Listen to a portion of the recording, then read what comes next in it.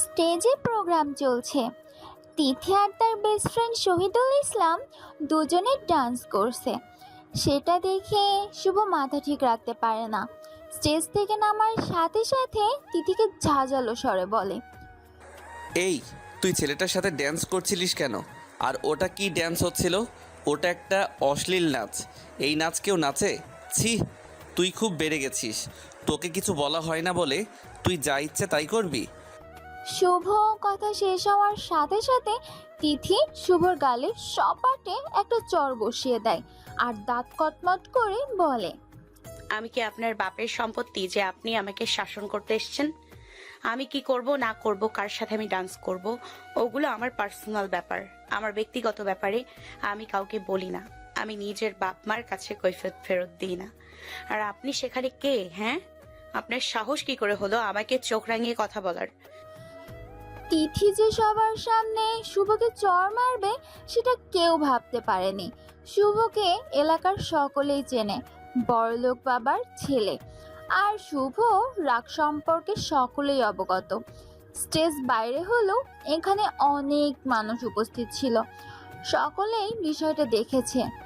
সেই মুহূর্তে শুভ কিছু বলতে যাবে কি তার আগেই আকাশ ওকে ইশারায় চুপ করতে বলে। শুভ আকাশের ইশারায় নিজেকে কন্ট্রোল করে, তারপর বলে, তোর ডানা গজিয়েছে, তা কাটার ব্যবস্থা করা হচ্ছে।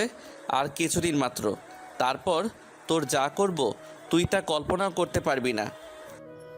শুভ কথায় তিথি রেগে যায় আর বলে, কি করবেন আপনি? আপনার কি ক্ষমতা আছে জানা আছে আমার। আপনি কিচ্ছু করতে পারবেন না। ঠিক আছে, কি করতে পারি আর না পারি সেটা কিছুদিন পর না হয় দেখতে পাবি। কথাটা শেষ হওয়ার সাথে সাথে আকাশকে জোর করে শুভ বাইকে চাপিয়ে নিয়ে ওখান থেকে চলে যায়। তিথির বান্ধবী নীলা বলে, এই তিথি, যাওয়ার সময় শুভ ভাইয়া তোকে কি বলে গেল শুনেছিস? বলে গেল তো কি হবে? আমি কি ওকে ভয় পাই নাকি? আমি ওর খাই না পড়ি যে ওকে আমি ভয় পাবো? তিথির কথা শুনে নীলা বলল, তুই জানিস শুভ ভাইয়া খুব রাগী। ভাইয়া রেগে গেলে রুমের সব জিনিসপত্র ভেঙে ফেলে। এলাকার অনেকেই ওকে ভয় পায়। তো আমি তার জন্য কি করতে পারি? ওর রাগ ওর কাছে থাক, আমাকে না দেখালে চলবে। আকাশ শুভকে একটা নির্জন জায়গায় নিয়ে যায়।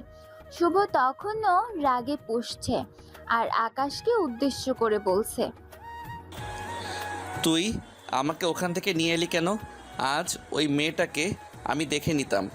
ওর এত বড় সাহস আমার মুখের উপর কথা বলছে। আমি ওই মেয়েকে ছাড়বো না। ওকে এমন শিক্ষা দেব যা ও সারা জীবন যেন মনে রাখে। তুই শান্ত হ, এরকম করিস না। তুই তোকে ভালোবাসিস, ভালোবাসার মানুষকে কেউ কষ্ট দেয়? তুই জানিস শরীফুল ছেলেটা ভালো নয়।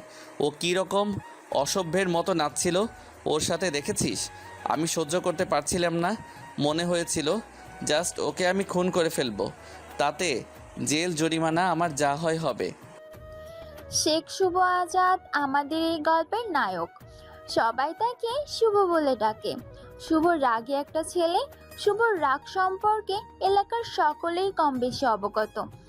বাবা জাকির একজন নামকরা বিজনেসম্যান। শুভরা দুই ভাই। বড় ভাই সাইমন বাবার ব্যবসা দেখাশোনা করছে। সাইমনের বিয়ে হয়ে গেছে। শুভ্র এখন 26 বছর বয়স।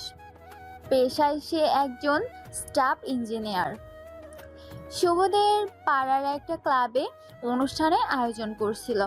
তিথি ও তার ফ্রেন্ড শফিকুল সেই প্রোগ্রামে ডান্স করছিল।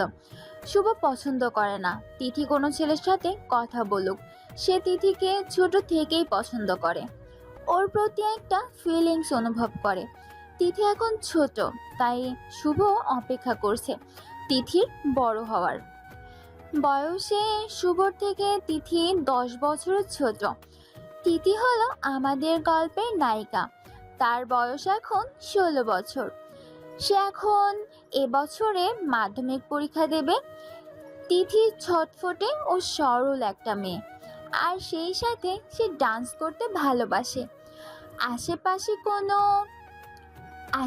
কোনো জায়গায় প্রোগ্রাম হলে সে ডান্স করে, যেটা শুভ পছন্দ করে না।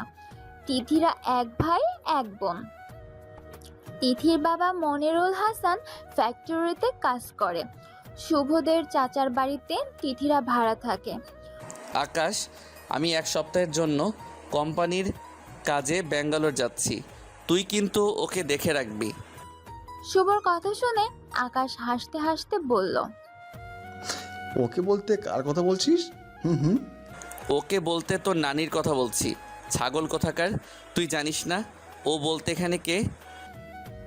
ও বুঝতে পেরেছি, ও বলতে এখানে তিতিরানির কথা বলছিস। ঠিক আছে ভাই, দেখে রাখবো তোর প্রেয়সীকে। ভালোবাসিস অথচ সেটা মুখে বলিস না, আর সবসময় ওকে শাসনে রাখিস। আমি বুঝতে পারি না এটা কীরকম ভালোবাসা। তুই এখন বাচ্চা ছেলে, বুঝবি না। বাচ্চা কি বলছিস? বিয়ে দিলে বাচ্চার বাপ হয়ে যাবে। খুব তাড়াতাড়ি তাই করতে হবে। আসলে শুভ তিথিকে খুব ভালোবাসে, কিন্তু সেটা প্রকাশ করতে পারে না। আকাশ শুভর বাল্যকালের বন্ধু। শুভ আকাশের সাথে কথাটা শেয়ার করেছে, তাই আকাশ সবটাই জানে।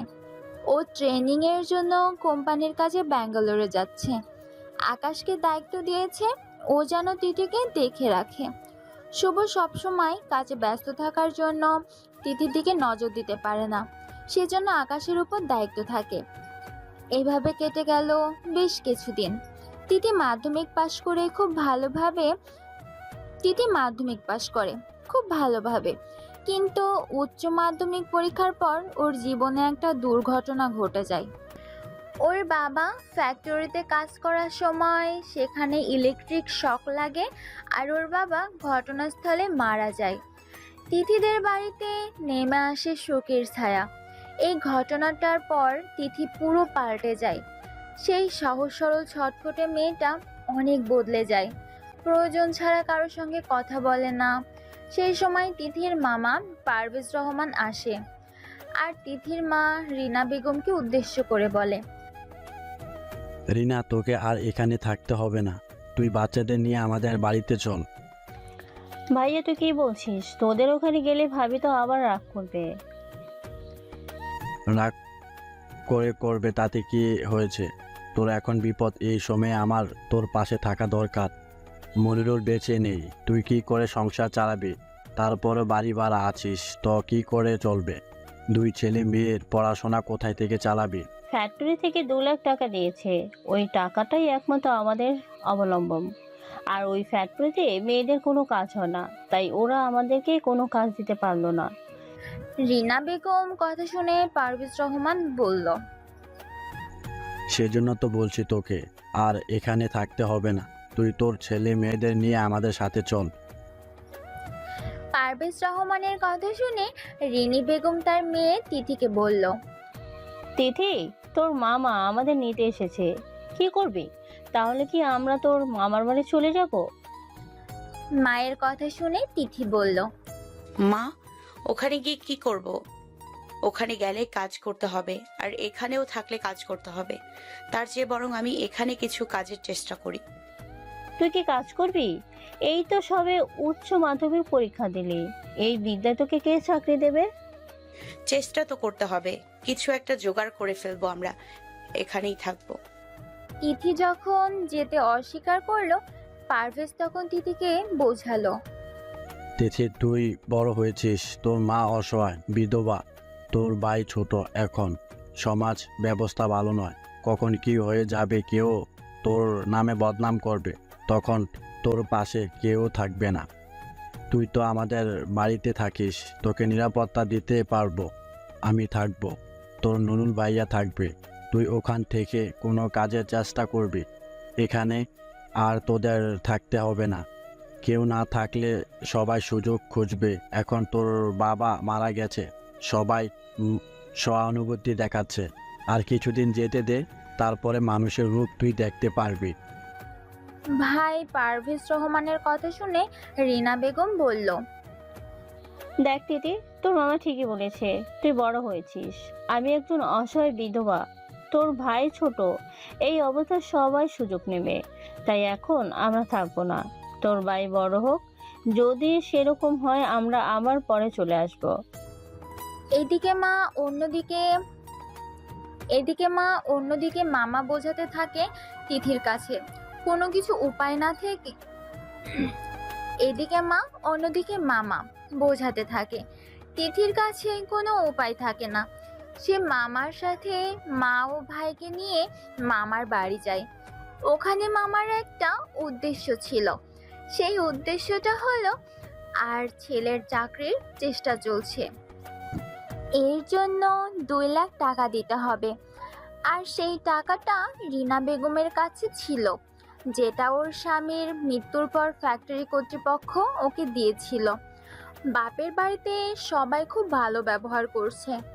রিনা বেগমের সাথে ভাইয়ের বউ মামনির বেগম কোনো দিনই ভালো ব্যবহার করতো না। ওদের সকলের এই পরিবর্তন রিনা বেগম বুঝতে পারে না। মনে করে স্বামী মারা গেছে, তাই হয়তো সহানুভূতি দেখাচ্ছে। কিন্তু খুব তাড়াতাড়ি তার ভুলটা ভেঙে গেল। একদিন দুপুরে খাওয়া দাওয়ার পর পারভেজ রহমান রিনা বেগমের কাছে এলো আর বলল, রিনা, তোর সাথে আমার কথা আছে। হ্যাঁ ভাইয়া বলো, কি জিজ্ঞাসা করবে? নুরুল আমার বড় ছেলে, ওর একটা চাকরি হয়ে গেছে, কিন্তু এর জন্য 2 লাখ টাকা দিতে হবে। আমার কাছে তো কোনো টাকা নেই, তাই আমি বলেছিলাম তুই যে টাকাটা কোম্পানি থেকে পেয়েছিস ওই টাকাটা এখন দে। না, নুরুল চাকরিতে ঢুকলে প্রত্যেক মাসে 30,000 টাকা করে মাইনে পাবে। 3-4 মাসের মধ্যে তোর টাকাটা আমি মিটিয়ে দেব। ভাইয়ের কথা শুনে রিনা বেগম বলল, দেখো ভাইয়া, ওই টাকাটা আমি তিতির বিয়ের জন্য রেখে দিয়েছি, আমি তোকে দিতে পারবো না।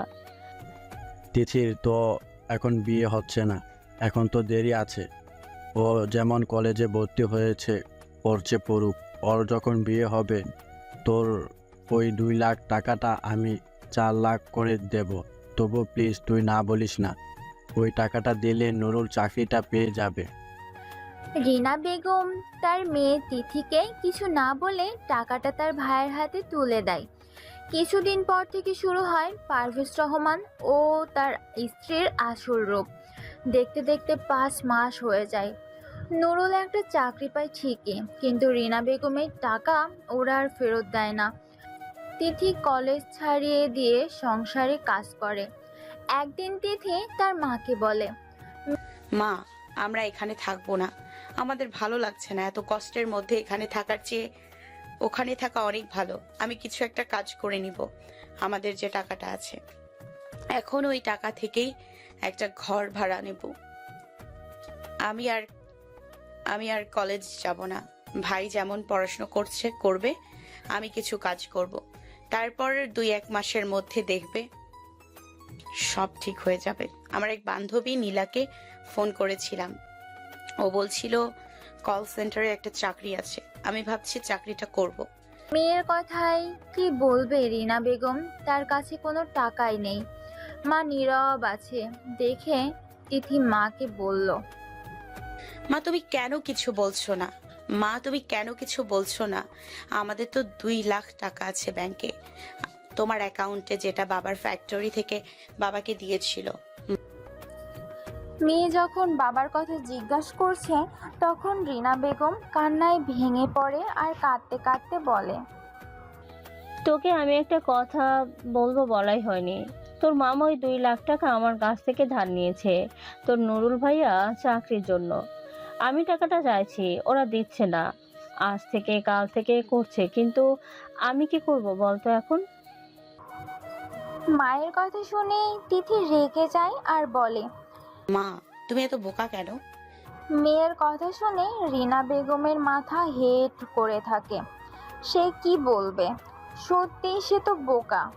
তা না হলে তার জমানোর একমাত্র টাকাটা কেউ কখনো হাতছাড়া করে?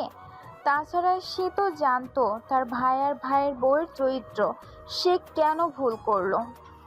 এত কিছু ঘটনা ঘটে গেল, আকাশ তুই কেন আমাকে বলিসনি? আমি তোকে বলেছিলাম প্রত্যেক মুহূর্তে আপডেট জানাবি।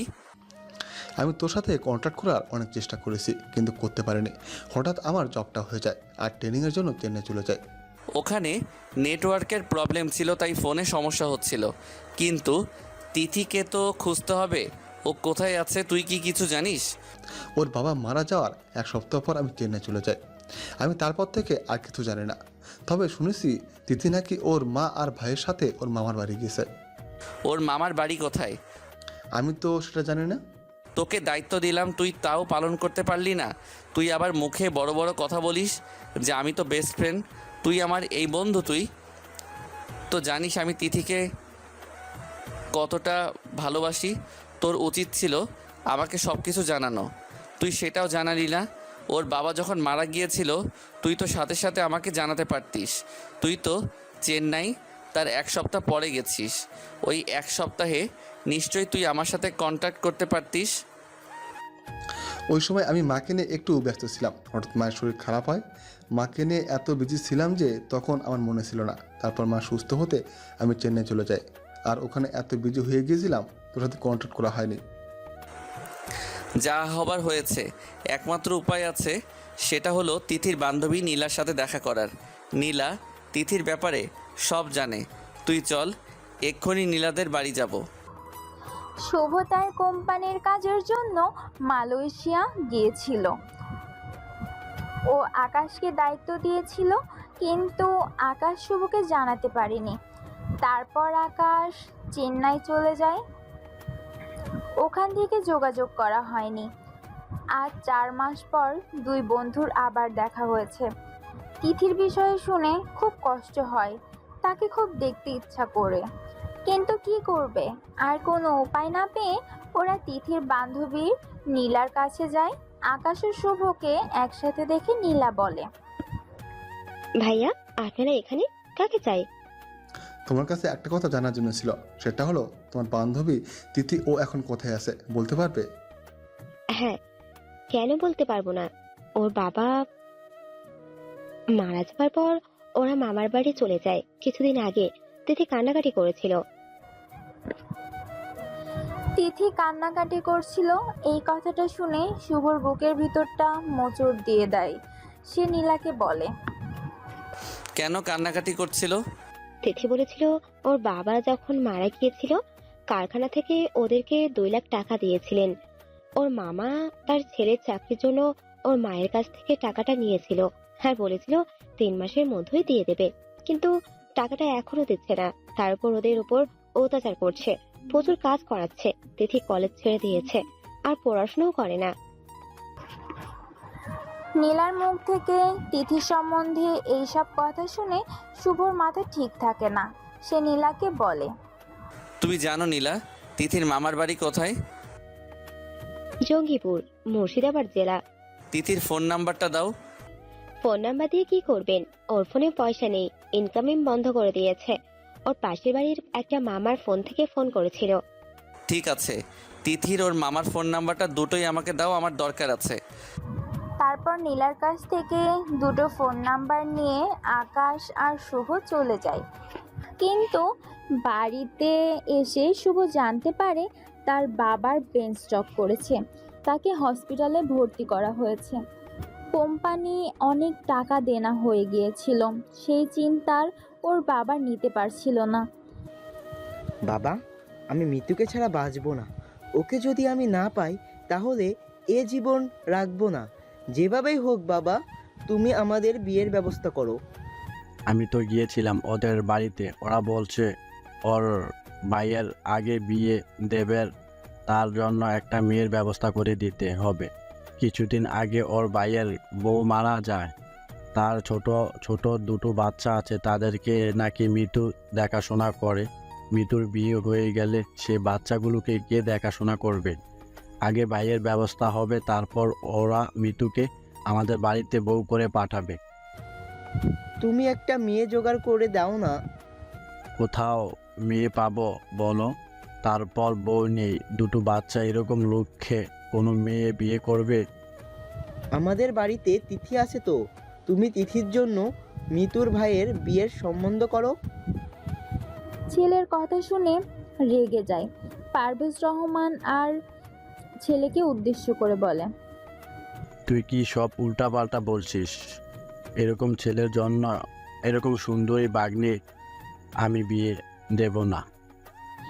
পারভেজ রহমানের কথা শুনে তার স্ত্রী মামুনি বেগম বলে, তুমি বেশি কথা বলবে না, তোমার ছেলে ঠিক কথাই বলেছে। তুমি যত তাড়াতাড়ি পারো বাড়ি থেকে তাড়াবার ব্যবস্থা করো, আর আমার বৌমাকে এই বাড়িতে নিয়ে আসার ব্যবস্থা করো। 1 মাসের মধ্যে তোমাকে ব্যবস্থা করতে হবে। মা ও ছেলে মিলে পারভেজ রহমানকে চাপ দেয়। কোনো উপায় না পেয়ে তার বোন রিনা বেগমকে সব কথা খুলে বলে। পারভেজ রহমানের মুখ থেকে সব কথা শুনে রিনা বেগম বলে, ভাইয়া তুই কি সব বলছিস? আমার মেয়ে তিথি ওইরকম তো ছেলের সাথে বিয়ে দেব? ছি ভাইয়া, তুই এরকম স্বার্থপর আমি ভাবতেই পারিনি। তিথি যদি তোর মেয়ে হতো তুই কথাটা বলতে পারতিস। তোমার ভাইয়া ঠিক কথাই বলেছে, 1 পয়সা নেই মুখে আবার বড় বড় কথা। মেয়ে সুন্দর হলেই হবে? বাপের তো টাকা থাকতে হবে। তোমার আছে কি? চাল নেই, চুলো নেই, নিধিরাম সর্দার। তুমি আর একটা কথা বলবে না। সামনে শুক্রবার দিন দিদির বিয়ে হবে। বড় বড় কথা না বলে মেয়ের বিয়ের আয়োজনে লেগে পড়ো। মামুনির মুখ থেকে নিজের বিয়ের কথা শুনে তিথি কান্নায় ভেঙে পড়ে। তার কিছু করার নেই। তিথি কাঁদতে কাঁদতে নীলাকে ফোন করে আর বলে, নীলা, আমি মনে হয় বাঁচবো না রে। তিথির মুখ থেকে এই কথা শুনে নীলার কষ্ট হয়। সে বলে, কেন এই কথা বলছিস? কি হয়েছে আমাকে বল। আর তুই কাঁদছিস কেন? জানিস, আমার মামা দুই ছেলের বাবার সাথে আমার বিয়ে ঠিক করেছে। আমি ভাবতে পারিনি শেষ পর্যন্ত আমার কপালে এটা ছিল। কিছুদিন আগে ওই ভদ্রলোকের বউ মারা গেছে। তার ছোট ছোট দুটো বাচ্চা আছে। তাকে আমাকে বিয়ে করতে হবে, যাই হোক। আর আমি কাঁদবো না, যা ভাগ্যে আছে এবার সেটাকে মেনে নিব। সত্যি? আর কান্নাকাটি করিস না দিদি, সব ঠিক হয়ে যাবে। তোর কপালে ভালো বর আছে রে। তুই কি সব উল্টাপাল্টা কথা বলছিস? আজ বাদ কাল বিয়ে, কোন রাজপুত্র আসবে আমাকে নিয়ে যাবে? কথাটা বললে তিথি ফোনটা কেটে দেয়। নীলার সাথে শুভকে ফোন করে আর বলে, আসসালামু আলাইকুম ভাইয়া, কি করছেন? ওয়ালাইকুম আসসালাম। কি করবো, একটু অফিসে আছি। যদি অনুমতি দেন তাহলে আমি একটা কথা বলবো। অনুমতি নেওয়ার কি আছে? তুমি বলো, কি বলবে? ভাইয়া, আপনি বলেছিলেন তিথিদের বাড়িতে যাবেন, আপনি গিয়েছিলেন ওখানে? না না, হঠাৎ করে আমার বাবা শরীর খারাপ হয় আর আমার যাওয়া হয়নি। তবে যাব খুব তাড়াতাড়ি। কেন বলো তো, এই কথা জিজ্ঞাসা করছো? কি বলবো ভাইয়া, একটা খারাপ খবর আছে। নীলার কথা শুনে শুভ জিজ্ঞেস করে, খারাপ খবর? কি খারাপ খবর? তিথির বিয়ে ঠিক হয়ে গেছে 2 সন্তানের বাবার সাথে। কিছুদিন আগে বউ মারা গেছে। বাচ্চাদের দেখাশোনার জন্য সে পুনরায় দ্বিতীয়বার বিয়ে করতে চাইছে। তিথি খুব কান্নাকাটি করে, আমায় ফোন করেছিল, তাই বিষয়টা আপনাকে জানালাম। এখন আমি রাখছি। এদিকে বিয়ের সব আয়োজন ঠিক হয়ে গেছে। বর চলে এসেছে। ঠিক সেই সময় শুভ আর আকাশ সেখানে উপস্থিত হয় আর সকলকে উদ্দেশ্য করে বলে, এই মেয়েকে কেউ বিয়ে করবে না। এই মেয়ের সাথে দীর্ঘ 3 বছর আমার প্রেমের সম্পর্ক। এই মেয়ে একটা চরিত্রহীন মেয়ে। আমার সাথে কয়েকবার হোটেলে রাত কাটিয়েছে। আমার বাচ্চা এসেছিল, সেটা নষ্ট করে দিয়েছে। ও একটা নষ্ট চরিত্রের মেয়ে। তাই আপনারা এই মেয়েকে ঘরে নিয়ে যাবেন না। কথাটা শুনে বিয়ে বাড়িতে উপস্থিত সকলে চমকে যায়। রিনা বেগম শুভকে উদ্দেশ্য করে বলে, বাবা, তুমি কি সব উল্টাপাল্টা কথা বলছো? তিথির সাথে তোমার কবে সম্পর্ক হলো? আর হোটেলে রাত কাটানো, বাচ্চা নষ্ট, এসব কি কথা? আন্টি, এগুলো হয়েছে আর তার প্রমাণ আছে। তিথির সাথে আমার অনেক দিনের রিলেশন। কথাটা বলে শুভ তার পকেট থেকে মোবাইল বের করে তিথির সাথে তার অন্তরঙ্গ কিছু এডিট করা ছবি দেখায়। অন্য একটা মেয়ের মুখে তিথির ছবি বসিয়ে দেওয়া হয়েছিল, কিন্তু সেই মুহূর্তে সকলে সেটা বিশ্বাস করে আর তারা খুব রেগে যায় আর বলে এই চরিত্রের মেয়েকে তারা ঘরে তুলবে না।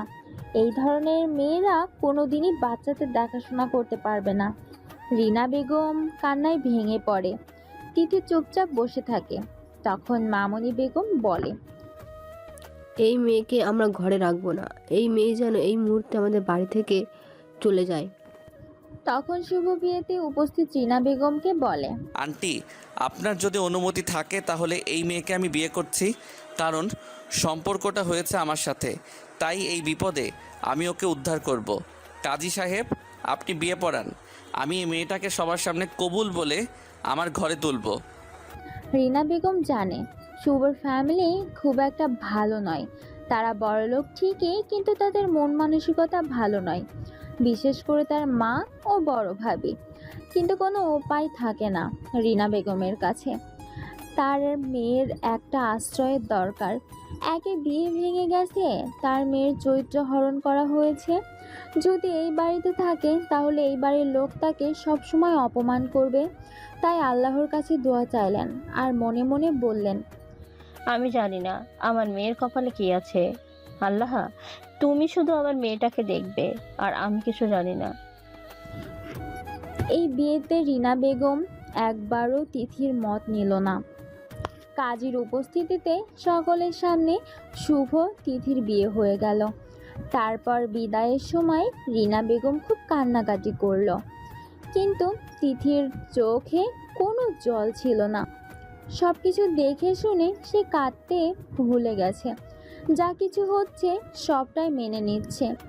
গাড়িতে ওঠার সময় শুভ শুধু তিথির কানে কানে ফিসফিস করে বলল, অনেক কষ্ট দিয়েছো আমায়, অনেক অপমান করেছো আমায়।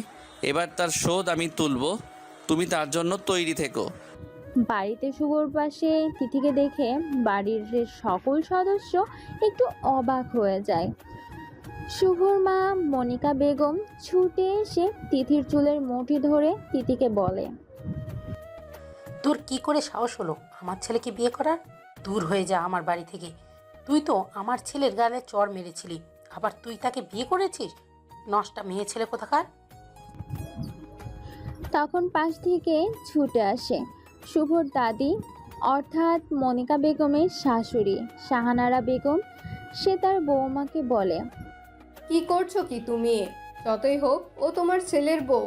তোমার ছেলে যখন ওকে বিয়ে করেছে, তুমি কি করে ওকে অপমান করতে পারো? ওকে অপমান করতে হবে না। দোষ ওর একার নয়, তোমার ছেলেরও আছে। লোকে বলবে এখন থেকে বউয়ের ওপর অত্যাচার শুরু করে দিয়েছো। ওসব ভুলে যাও, ওকে বরণ করে ঘরে তোলো। শাশুড়ির কথা রেগে যায় মনিকা বেগম আর বলে, ওকে বরণ করতে আমার বয়ে গেছে। ও আমার ছেলেকে চড় মেরেছে। ভিখিরির মেয়ে, ওই মেয়েকে আমি কখনোই বৌমা বলে মেনে নেব না। আর আমার বাড়িতে এই মেয়ের জায়গা নেই। মনিকা বেগমের কথাই পাশে দাঁড়িয়ে থাকা শুভ বলে, মা, তুমি এত বোকা কেন? বাবা সেবা করার জন্য একটা আয়ার দরকার। রিয়া তো আর আসতে পারবে না। তুমি সেদিন বলছিলে রিয়া যদি না পারে কম পয়সা একজন আয়া রেখে দিতে, তাই বিনা পয়সায় আয়া এসে গেছে। এবার থেকে এই বাবাকে দেখাশোনা করবে আর বাড়ি যাবতীয় কাজ করবে। কিছুদিন আগে শুভর বাবার ব্রেন স্ট্রোক হয়, সে কোমায় চলে যায়। তাই তাকে দেখাশোনার জন্য একজন আয়ার দরকার ছিল। শুভ অনেক কষ্টে আয়া সেন্টারের সাথে যোগাযোগ করে রিয়া নামে একটা আয়াকে রেখে দিয়েছে। কিন্তু রিয়ার অন্য কাজ থাকায় সে আসতে পারবে না বলেছে। একই ব্যবসায় অনেক টাকা ক্ষতি হয়ে গেছে। চৈতালি বেগম সংসারের টাকা দিতে চায় না। রোগীর সেবা সবার পক্ষে করা সম্ভব নয়। তাই শুভর কথা বুঝতে পেরে মনিকা বেগম হাসলো আর বলল, তুই ঠিকই বলেছিস, আমার তো মনে ছিল না। যাকগে, যা হয়েছে ভালোই হয়েছে। আজকে থেকে বিনা পয়সায় কাজের লোক পাওয়া গেল। এইভাবে দাঁড়িয়ে থেকো না, তাড়াতাড়ি পোশাক পাল্টে নাও আর এই শাড়িটা পরো। এই শাড়িটা আমাদের কাজের মেয়ে পরে, আর ও ঘরের শুভর বাবা আছে, ওকে ওষুধ খাওয়াতে হবে। রিয়া, কাজ থেকে সব বুঝে নাও। তিথি কি বলবে? সে তার শাশুড়ির কথা মতো শাড়ি পাল্টে শ্বশুরের রুমে গেল।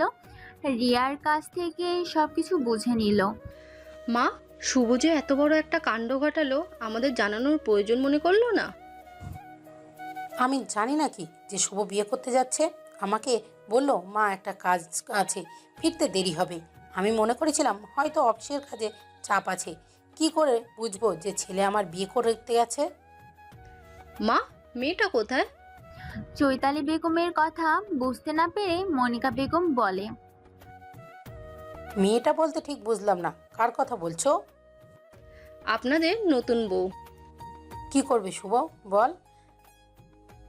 বাবার দেখাশোনার জন্য একটা আয়া দরকার। তুমি মেয়েটাকে রেখে দাও। শুভ তোমার শ্বশুরের দেখাশোনার জন্য মেয়েটাকে রেখে দিয়েছে। ও এখন তোমার শ্বশুরের রুমেই আছে। দরকার নেই ওকে।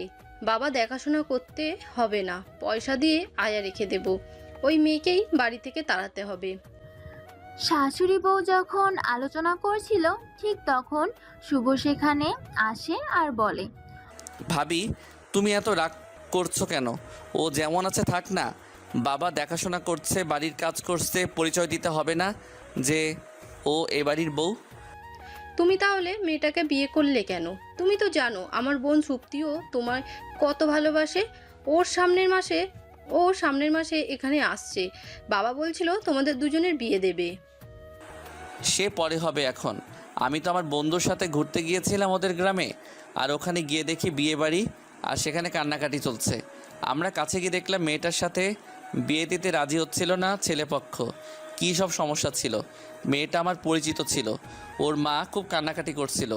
আমি যেতেই আমাকে চিনতে পারে ওর মা, আর আমার হাত দুটো ধরে বলে, এই বিপদ থেকে তুমি আমাকে উদ্ধার করো। তাই আমি ভাবলাম বিয়েটা করি।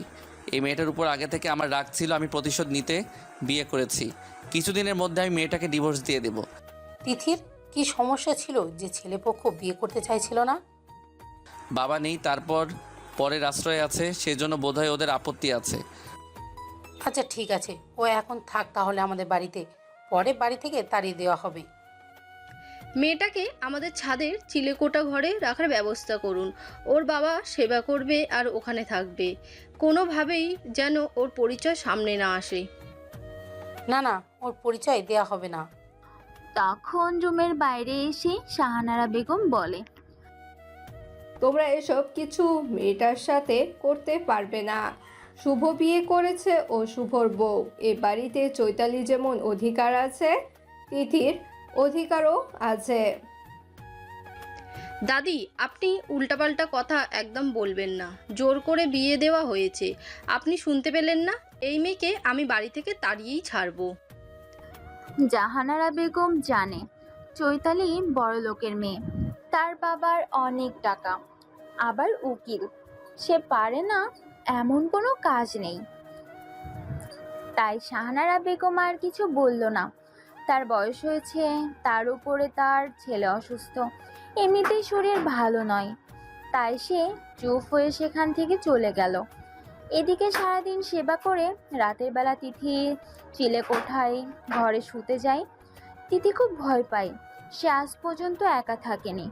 যখন বাবা ছিল, বাবা মা একটা রুমে থাকতো আর তিথি ভাইয়ের সাথে আলাদা রুমে থাকতো। বাবা মারা যাওয়ার পর মামার বাড়িতে দুই ভাই বোন নিয়ে তার মা থাকতো, তাই কখনো তার ভয় লাগতো না। আজকে একা ছাদের ছোট্ট চিলেকোঠার ঘরে শুয়ে থাকতে তার খুব ভয় লাগছে। সেই সাথে নিজেকে খুব অসহায় মনে হচ্ছে। সে কি দোষ করেছিল? কেন আল্লাহ তাকে এত কষ্ট দিচ্ছে? কাকে বলবে তার দুঃখের কথা? তাই নীরবে সে চোখের জল ফেলাতে থাকে। তিথির এই চোখের জল, এই কষ্ট কেউ না বুঝলেও একটা মানুষ বুঝতে পারছে। ওই বড় লোকের বেটি, বাড়িতে কটা কাজের লোক আছে যে তুই এখনো পড়ে পড়ে ঘুমাচ্ছিস? শুভর বাবাকে খাওয়াতে হবে না? কে করবে এগুলো?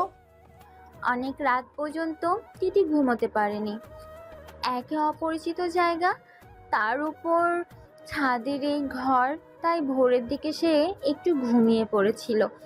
উঠতে দেরি হচ্ছে বলে তার শাশুড়ি মনিকা বেগম চিৎকার করে কথাগুলো বলছে আর দরজায় টোকা মারছে। তিথির মনিকা বেগমের চিৎকারে ঘুম ভেঙে যায়। কিছুক্ষণ পরে বুঝতে পারে না সে কি কোথায় আছে। তারপর সব বুঝতে পেরে সে তাড়াতাড়ি দরজা খুলে দেয়। তাকে দেখে পাশে দাঁড়িয়ে থাকা চৈতালি বেগম তিথির গালে সাপাটে একটা চড় মারে আর বলে, বাড়িতে কয়টা কাজের লোক আছে যে তুই এখনো ঘুমোচ্ছিস? বাপকে তো খেয়ে বসে আছিস যে তোর বাপ কাজের লোক পাঠাবে। আছিস তো পরের আশ্রয়, তাও তো মনে হয় খেতে পড়তে দেয় না। সরি, একটু ঘুমিয়ে পড়েছিলাম। ভোরের দিকে আমি এক্ষুনি আসছি। মা ও ভাবি চিৎকারে শুভর ঘুম ভেঙে যায়। সে তাড়াতাড়ি করে ছাদে উঠে মা ও ভাবিকে সামলানোর চেষ্টা করে, কিন্তু তার আগে যা হবার হয়ে গিয়েছে। তিথি নিচে নেমে আসার সময় শুভর সাথে চোখাচোখি হয়।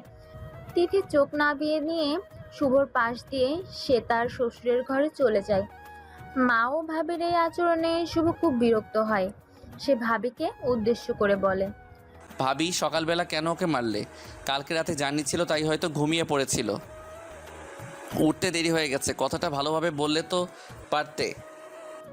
দাউরের কথা শুনে হাসিতে ফেটে পড়ে চৈতালি বেগম। হাততালি দিতে দিতে বলে, বা বাড়ির কাজের মেয়ের ওপর তোমার দরদ যে উতলে পড়ছে। শুনেছি মায়ের মুখ থেকে এই মেয়ে তোমার গালে একদিন চড় মেরেছিল, আর আজকে ওর হয়ে কথা বলতে লজ্জা করে না তোমার? ভাবের মুখ থেকে এ কথা শুনে শুভর মনে পড়ে যায় অতীতে ঘটা সেই সব ঘটনার কথা, যার জন্য তিথির উপর প্রতিশোধ নিতে এসে বিয়ে করেছে। কিছুক্ষণের জন্য তিথির উপর রাগ কমে গিয়েছিল, কিন্তু ভাবের কথা শুনে আবার রাগ বেড়ে যায়। সে বলে, আমি কিছু ভুলে যাইনি ভাবি। আমি এই মেয়েটাকে তিল তিল করে মারবো। আমায় অনেক কষ্ট দিয়েছে, আমাকে সবার সামনে অপমান করেছে। তুমি কি ভেবেছো আমি ভুলে গেছি? আমি ভুলে যাইনি। আমি যখন মেয়েটাকে দেখি তখন অতীতের সব কথা আমার মনে পড়ে যায়, আর আমি প্রতিশোধ নিতে ওই সুযোগটা হাতছাড়া করতে চাইনি, তাই ওকে আমি বিয়ে করেছি। ও কখনো আমার স্ত্রীর অধিকার পাবে না, বাড়ির কখনো বউ হতে পারবে না। ও সারা জীবন দাসী বৃদ্ধি করবে। তোমরা যেটা করেছো ওর সাথে সেটা ঠিকই করেছো। রুমে এসে শুভর খুব কষ্ট হয়। সে কিছুক্ষণ চুপ করে বসে থাকে, তারপর রাগ কমানোর জন্য একটার পর একটা সিগারেট খেতে থাকে। তার রাগ কিছুতেই কমছে না। তারপর সে ওয়াশরুমে ঢুকে শাওয়ার নেয়, তারপর কিছুটা শান্ত হয়। কিন্তু খাবার টেবিলে তিথিকে দেখে চৈতালির কথাগুলো তার আবার মনে পড়ে যায়। শুভ খাবারটা মুখে দেয়, গরম তরকারিটা তিথির দিকে ছুঁড়ে মারে, আর আগে দাঁত কটমট করে বলতে থাকে, এই তুই এটা কেমন রান্না করেছিস? না আছে ঝাল, না আছে নুন, মুখে দেওয়া যাচ্ছে না। দাওয়ারকে উত্তেজিত করার জন্য চৈতালি বেগম বলল, মুখে বললে হবে না, গালে কয়েকটা চড় লাগিয়ে দাও, দেখবে সব ঠিক হয়ে যাবে। শুভ খেয়ে দেখেছে, রান্না খুব একটা খারাপ হয়নি। তবুও ভাবির মন রাখার জন্য আর মায়ের কাছে ভালো সাজার জন্য আর নিজের রাগ কমানোর জন্য সে তিথির সাথে এরকম ব্যবহার করলো। অফিসে গিয়েও শুভ ঠিক কাজে মন দিতে পারলো না। তার কিছু ভালো লাগছে না। কিছুক্ষণ অফিসে থাকার পর সে মনটাকে শান্ত করার জন্য পার্কে চলে যায়। কিছুক্ষণ নীল আকাশের দিকে তাকিয়ে থাকে আর মনে মনে বলে, তিথি আমি তোমাকে খুব ভালোবাসি। আমি তোমাকে কষ্ট দিয়ে আমি ভালো নেই, কিন্তু কি করব, তোমার সে অপমান আমার রাগ আরও বাড়িয়ে দেয়। বাড়ির লোকে তোমাকে মেনে না নেওয়া, সব কিছু মিলিয়ে আমি এখন বিভ্রান্ত। জানি না এর শেষ কোথায়। আমি তোমাকে হারাতে চাই না। অনেক সাধনা করে আমি তোমাকে পেয়েছি। সেই প্রথম দেখা, সেই চঞ্চল কিশোরীর প্রেমে আমি তো অনেক আগেই পড়ে গেছি। আমি তোমায় খুব ভালোবাসি তিথি। খুব তাড়াতাড়ি কিছু একটা সিদ্ধান্ত আমায় নিতে হবে। আপু, শুভকে দেখছি না যে, ও কোথায় গেছে? অফিস শেষে ওদের একটা কোম্পানির মিটিং আছে, আসতে দেরি হবে বলেছে। তুই কাল সকালে ওর সাথে দেখা করবি। আপু, এই মেয়েটা কে রে? তোর শ্বশুরের রুমে তখন দেখলাম। আমাদের বাড়ির কাজের মেয়ে। বাবার শরীরটা খারাপ তো, তাই দেখাশোনার জন্য ওকে গ্রামের বাড়ি থেকে নিয়ে এসেছে। ও 24 ঘন্টা এখানে থাকবে, বাবাকে দেখাশোনা করবে আর সংসারের কাজ করবে। আপু, মেয়েটাকে দেখতে কিন্তু খুব সুন্দর। কি মায়াবী মুখটা, মুখটার মধ্যে একটা মায়া লুকিয়ে আছে। কি গো মেয়ে, তোমার নাম কি? শক্তির কথাই তিথি কি বলবে বুঝতে পারল না। সে তখন চৈতালি বেগমের দিকে তাকিয়ে দেখল। চৈতালি বেগম তিথিকে বলল, বোবা নাকি তুই? কথা বলতে পারিস না? আমার বোন কি বলছে তুই উত্তর দিতে পারছিস না?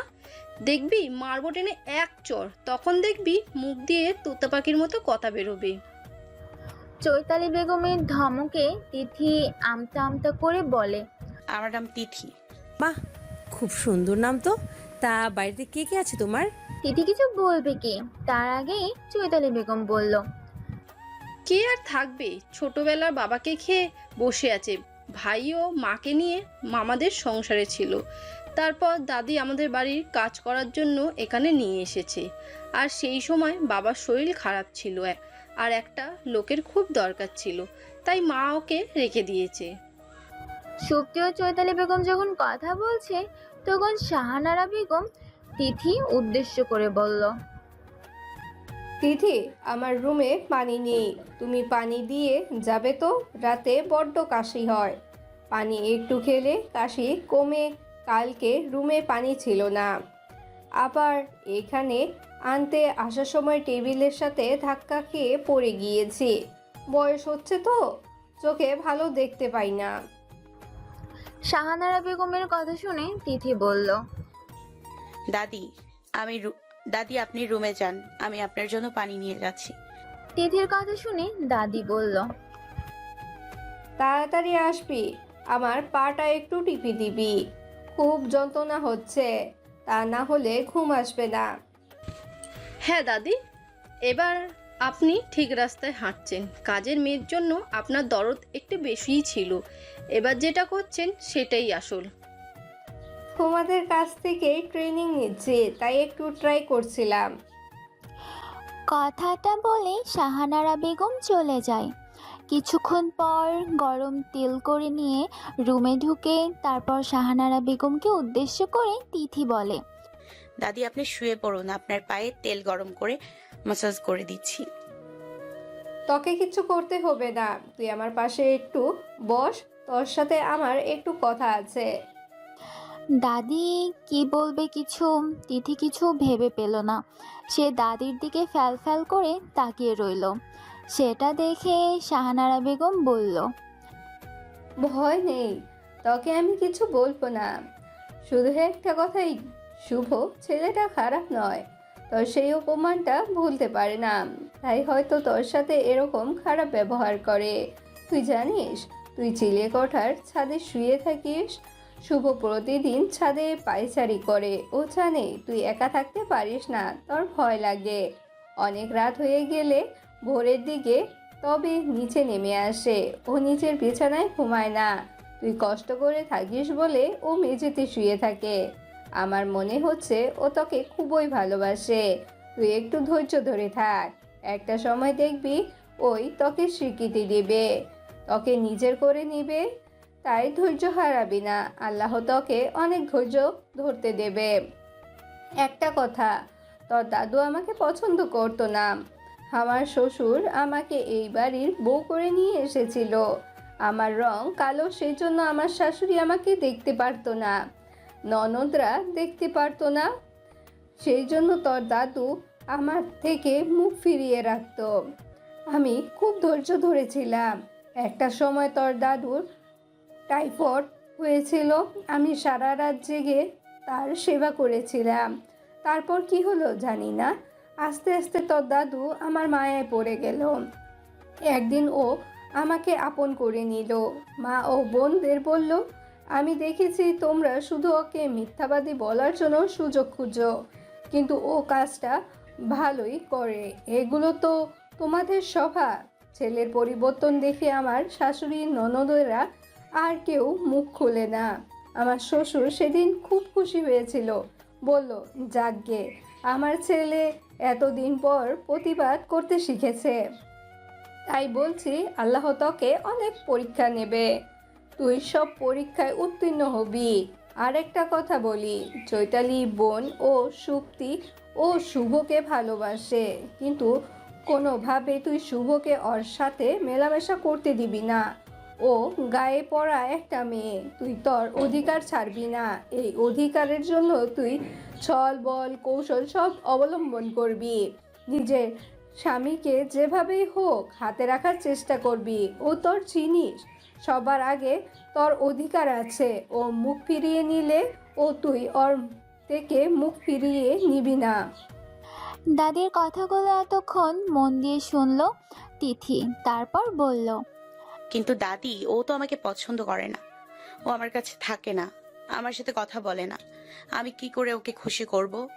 তোকে বললাম না, ও অনেক রাত পর্যন্ত সাথে থাকে, তুই একদিন পিছন থেকে ওকে জড়িয়ে ধরবি, ওটা তোর স্বামী, তোর অধিকার আছে, ভয় পাবি না, মেরে তো ফেলবে না, চেষ্টা তো করতে দোষ কি?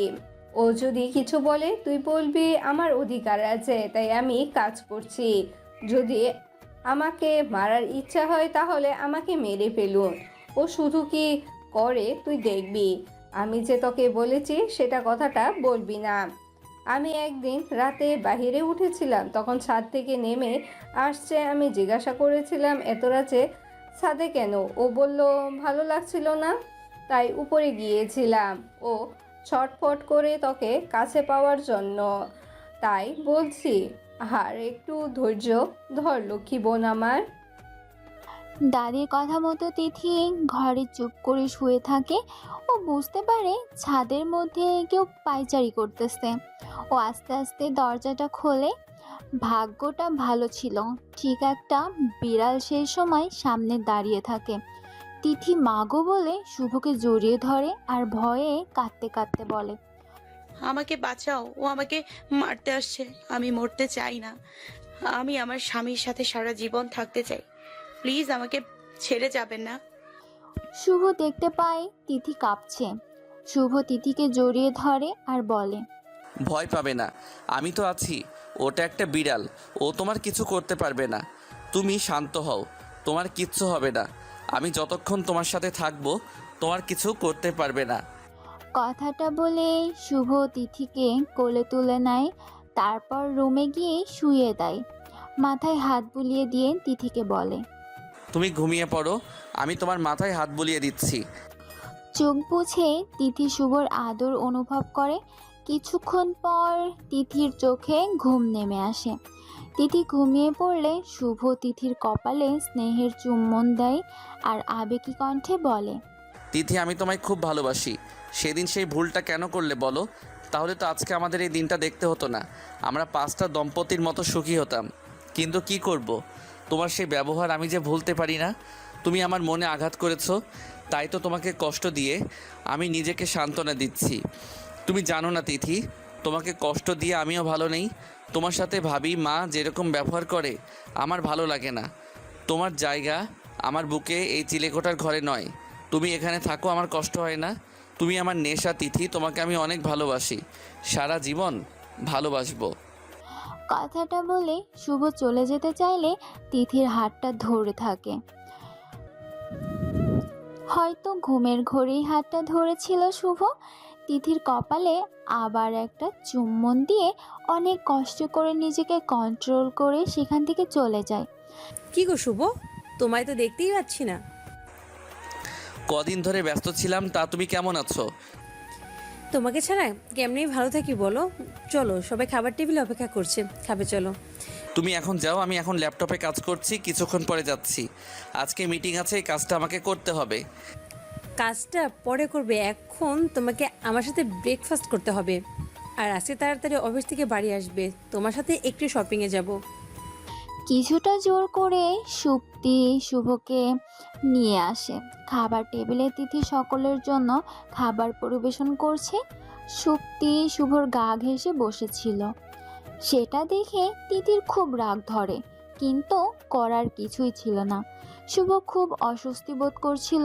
সুপ্তি এমনিতেই গায়ে পড়া মেয়ে, শুভ পছন্দ করে না, কিন্তু কি করবে, এই মুহূর্তে তো কিছু বলা যাবে না।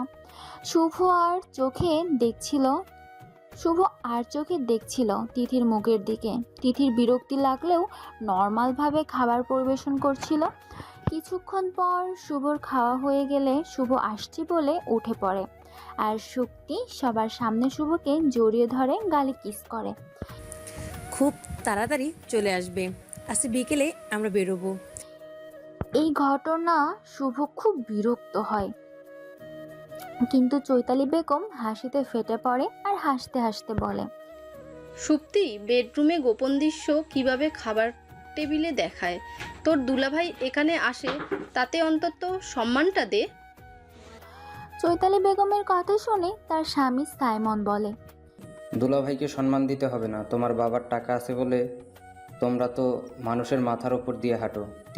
সাইমনের কথা শুনেই চৈতালি বেগম রেগে যায় আর বলে, এই তুমি কাজের মেয়ের সামনে আমাকে অপমান করবে না। তোমার কি ক্ষমতা আছে শুনি? আমার বাবা না থাকলে আজকে তোমাদের ব্যবসা থাকতো? কোম্পানির ক্ষতি হয়েছে চিন্তা করে তোমার বাবা বিছানায় নিল, আবার বাবার টাকা দিয়ে সাহায্য করলো, আমার বাবা টাকা দিয়ে সাহায্য করলো। তাই নতুন করে ব্যবসা শুরু করলে। শুভ একজন ইঞ্জিনিয়ার, ওর কারোর সাহায্যের দরকার পড়ে না। আর তুমি কি করেছো? তুমি তো কিছুই করতে পারোনি। আমার বাবাই তো তোমাকে সাহায্য করলো, তা না হলে এতদিন পথে পথে ভিক্ষা করে বেড়াতে। তার আবার বড় বড় কথা। ভাবির কথা শুনে শুভ তাড়াতাড়ি রেডি হয়ে সেখান থেকে বেরিয়ে গেল। শাহানারা বেগম থাকতে না পেরে চৈতালিকে উদ্দেশ্য করে বলল,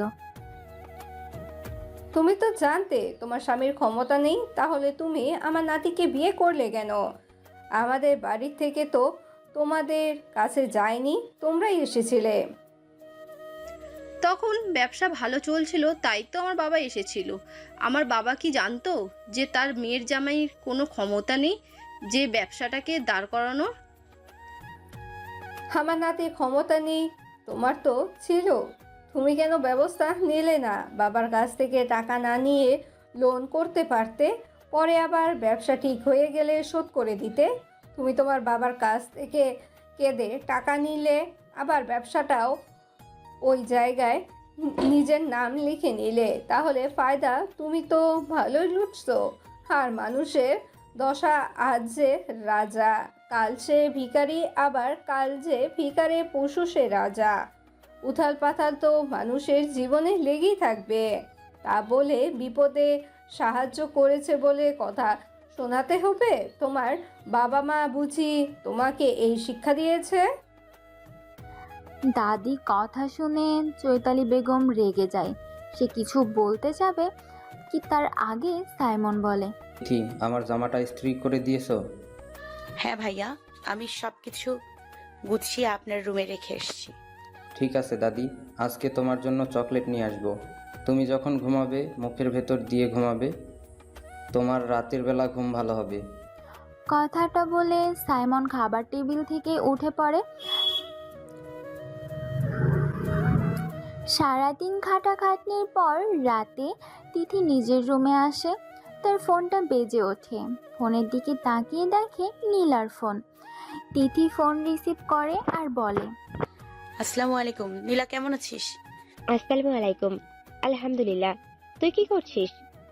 কি আর করব, ওই নিজের রুমে শুয়ে আছি। হ্যাঁ শুভ ভাইয়া কোথায়? এখনো অফিস থেকে আসেনি? হ্যাঁ, অফিস থেকে এসে গেছে। ও মনে হয় নিজের রুমে আছে। নিজের রুমে আছে মানে? তোরা একসাথে থাকিস না? নীলার কথায় তিথি কি বলবে কিছু ভেবে পেল না। সে বলল, থাকবো না কেন, একই রুমে থাকি। তবে আজকে আমি দাদির রুমে আছি। দাদির শরীরটা একটু খারাপ, দাদি ঘুমাবে। আমি দাদির পাশে শুয়ে আছি। দাদির পাশে শুয়ে আছিস মানে? তোর বর অপেক্ষা করছে, সে একা আছে, আর তুই দাদির পাশে শুয়ে আছিস? দাদি তো ঘুমিয়ে পড়েছে, তুই ভাইয়ার রুমে চলে যা। আজকে ভালো লাগছে না দাদি, শরীরটা ভালো নেই দাদি। আজকে আমাকে ও রুমে থাকতে বলেছে। বউটা তো বদমাশ হয়েছে, নাতিকে ফেলে নাত বউকে নিয়ে শুয়ে আছে। নাতের কষ্ট হচ্ছে না বুঝি? বউ ছেড়ে কোনো বেটা ছেলে থাকতে পারে? দাদিকে সেটা জানে না? তুই চুপ কর, উল্টোপাল্টা কথা বলিস না। এখন বল, তুই কি জন্য ফোন করেছিস? এই কথাটা ফোন করেছি, আমার মনে হচ্ছে বিয়ে হবে। কালকে আমাকে ছেলেপক্ষ দেখতে আসবে। আমার ফটো দেখে ছেলের বাড়ির লোক পছন্দ হয়েছে। শুধু ছেলে দেখে নাই, কালকে আসবে। যদি ছেলের পছন্দ হয়ে যায়, সামনের মাসে আমার বিয়ে হয়ে যাবে। আমিও সংসারী হয়ে যাব রে, তোর মতো। নীলার কথা বলার ধরন দেখে তিথি হাসতে থাকে আর বলে, তাই খুব ভালো। বিয়েতে দাওয়াত পাচ্ছি নিশ্চয়ই? সে আবার বলতে, তোকে ভাইয়াকে সবার আগে নিমন্ত্রণ করব। তিথি যখন হাসতে হাসতে কথা বলছে তখন শুভ তিথিকে বলে, এত রাতে কার সাথে দাঁত কেলিয়ে কথা বলছো? শুভর এই কথায় তিথি ফোনটা হাত থেকে পড়ে যায়। ওপাশ থেকে নীলা হ্যালো হ্যালো বলতে থাকে। শুভ ফোনটা রিসিভ করে আর নীলা বলে, কি হলো তিথি, উত্তর দিচ্ছিস না কেন? আমি তিথি নই, আমি শুভ। অনেক রাত হয়েছে, তাই তোমার বান্ধবী ঘুমিয়ে পড়তে বললাম। ভাইয়া ভালো আছেন? আলহামদুলিল্লাহ। তিথিকে দাদির রুম থেকে আপনার রুমে নিয়ে যান। বরকে ছেড়ে কে কখনো শুতে পারে? তিথি মেয়েটা খুব বোকা, বলেছে দাদির শরীর খারাপ বলে আজকে নাকি দাদির রুমে থাকবে। ও বলি যাই বলুক, আপনি তিথিকে নিজের কাছে নিয়ে যান। নীলা যখন কথাগুলো বলছিল শুভ আর চোখে তিথির দিকে তাকাচ্ছিল। তিথি মাথা নিচু করে দাঁড়িয়েছিল। শুভ বলল, হ্যাঁ, তোমার বান্ধবীকে আমি আনতে এসেছি। আজ অনেক রাত হয়ে গেছে, তোমার বান্ধবী এবার ঘুমাবে, পরে কথা বলবে, কেমন? ফোনটা কেটে দিয়ে শুভ তিথিকে বলে, ওই, তুই দাদির রুমে শুয়ে আছিস, এই কথাটা তোর বান্ধবীকে বলতে গেছিস কেন? বিশ্বাস করুন আমি সেভাবে কিছু বলিনি। চুপ, একদম চুপ। তুই কি আমাদের সম্পর্কের কথা তোর বান্ধবীকে বলেছিস? তোর বান্ধবী যে আমাকে এই কথাগুলো বললো। তিথি কোনো উত্তর দিচ্ছে না দেখে শুভ তার হাতটা ধরলো। হাতটাকে মুচকে দিতে তিথি আ বলে চিৎকার করে উঠল। শুভ তিথির চোখে জল দেখে হাতটা ছেড়ে দিল আর কড়া ধমক দিয়ে বলল, একদম চোখের জল ফেলবি না। তোর চোখের জল যদি আমি দেখি, তোর গলা টিপে আমি তোকে মেরে ফেলবো। আমাদের সম্পর্কের কথা যদি বাড়ির বাইরে কাউকে বলেছিস, তোর আমি কি করি শুধু দেখবি। কথাটা বলে শুভ তিথির হাতটা ছেড়ে দিয়ে রুম থেকে নিজের রুমে চলে যায়। নিজের রুমে গিয়ে শুভ তার হাতটাকে দেয়ালে আঘাত করে আর বলে, আমি তো তোমাকে ভালোবাসি তিথি, তাহলে কেন আমি তোমায় কষ্ট দেই? আমি নিজেই বুঝতে পারি না তোমাকে কষ্ট দিয়ে আমিও ভালো নেই তিথি। সারা রাত শুভ ঘুমায়নি। সকালবেলা সুপ্তি গিয়ে শুভকে ডাকে আর বলে, এই শুভ উঠো, সকাল হয়ে গেছে। আর কি করছো তুমি? রাতের বেলা কত সিগারেট খেয়েছো? এত সিগারেট ছড়িয়ে রেখেছো রুমে? ঘুম ঘুম চোখে শুভ সুপ্তিকে বলে, অফিসে কাজ করছিলাম ল্যাপটপে, সেজন্য দেরি হয়ে গেছে। তুমি চলো, আমি যাচ্ছি। তাড়াতাড়ি আসবে, আমি খাবার টেবিলে ওয়েট করছি। আর তোমার হাতে কি হয়েছে? হাতটা তো ফুলে গেছে। কিছু হয়নি, একটু লেগে গিয়েছিল।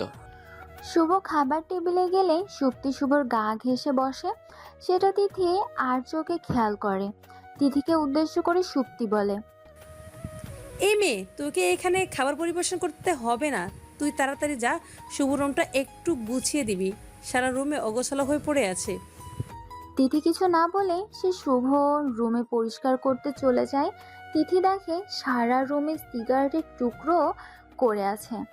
তিথি কিছুক্ষণ ভাবে কোথা থেকে শুভ তিথি কিছুক্ষণ ভেবে কোথা থেকে শুরু করবে। তারপর আস্তে আস্তে সে বিছানা পরিষ্কার করে, তারপরে রুমটা পরিষ্কার করতে থাকে। তিথি যখন কাজ করছিল আঁচলটা কোমরে গুজে নেয়। শুভ রুমে ঢুকে দেখে তিথি টুলের উপর দাঁড়িয়ে রুমের ঝুল পরিষ্কার করছে।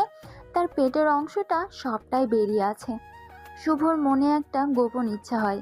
সে তখন পিছন থেকে তিথিকে জড়িয়ে ধরে। তিথি আচমকা ভয় পেয়ে পড়ে যেতে চাইলে শুভ কোলে তুলে নেয়, বিছানায় শুয়ে দিয়ে তিথির উপরে উঠে বসে। তিথির কপালে ঠোঁটে কিস করতে থাকে। ঠিক সেই সময় সুপ্তি রুমে ঢুকে ওদেরকে এই অবস্থায় দেখে। সুপ্তি তিথির গালে সপাটে চড় মারে।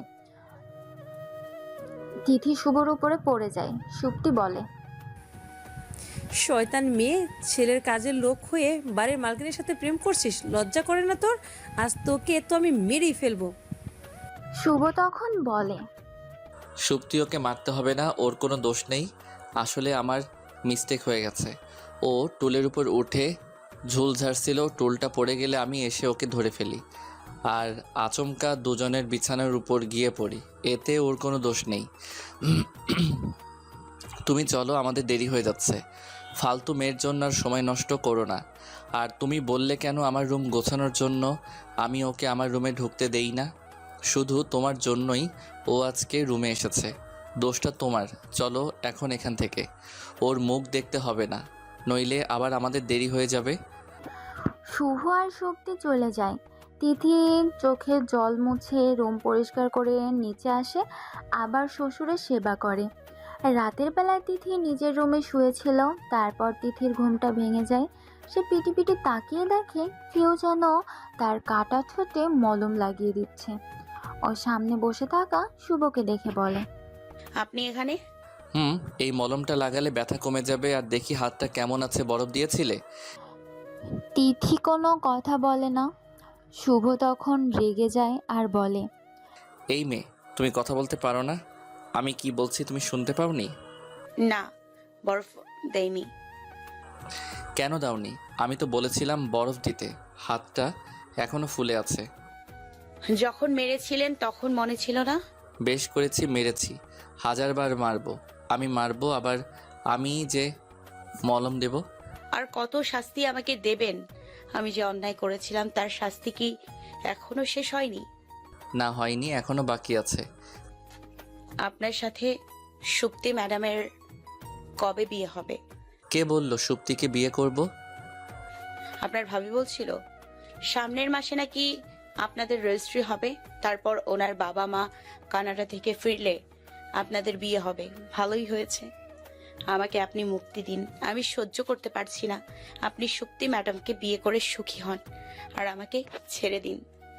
তিথির কথা শুনে শুভ হাসে আর বলে, আমি মুক্তি দিলে তুমি কোথায় যাবে? তোমার মামার বাড়ি ওখানে। ওখানে তোমার নামে যা বদনাম করা হয়েছে, আমার তো মনে হয় না ওরা কেউ তোমাকে ঘরে তুলবে। তুমি তাহলে কোথায় যাবে? গলায় দড়ি দিয়ে মরবো, ওটা তো কেউ আটকে রাখতে পারবে না।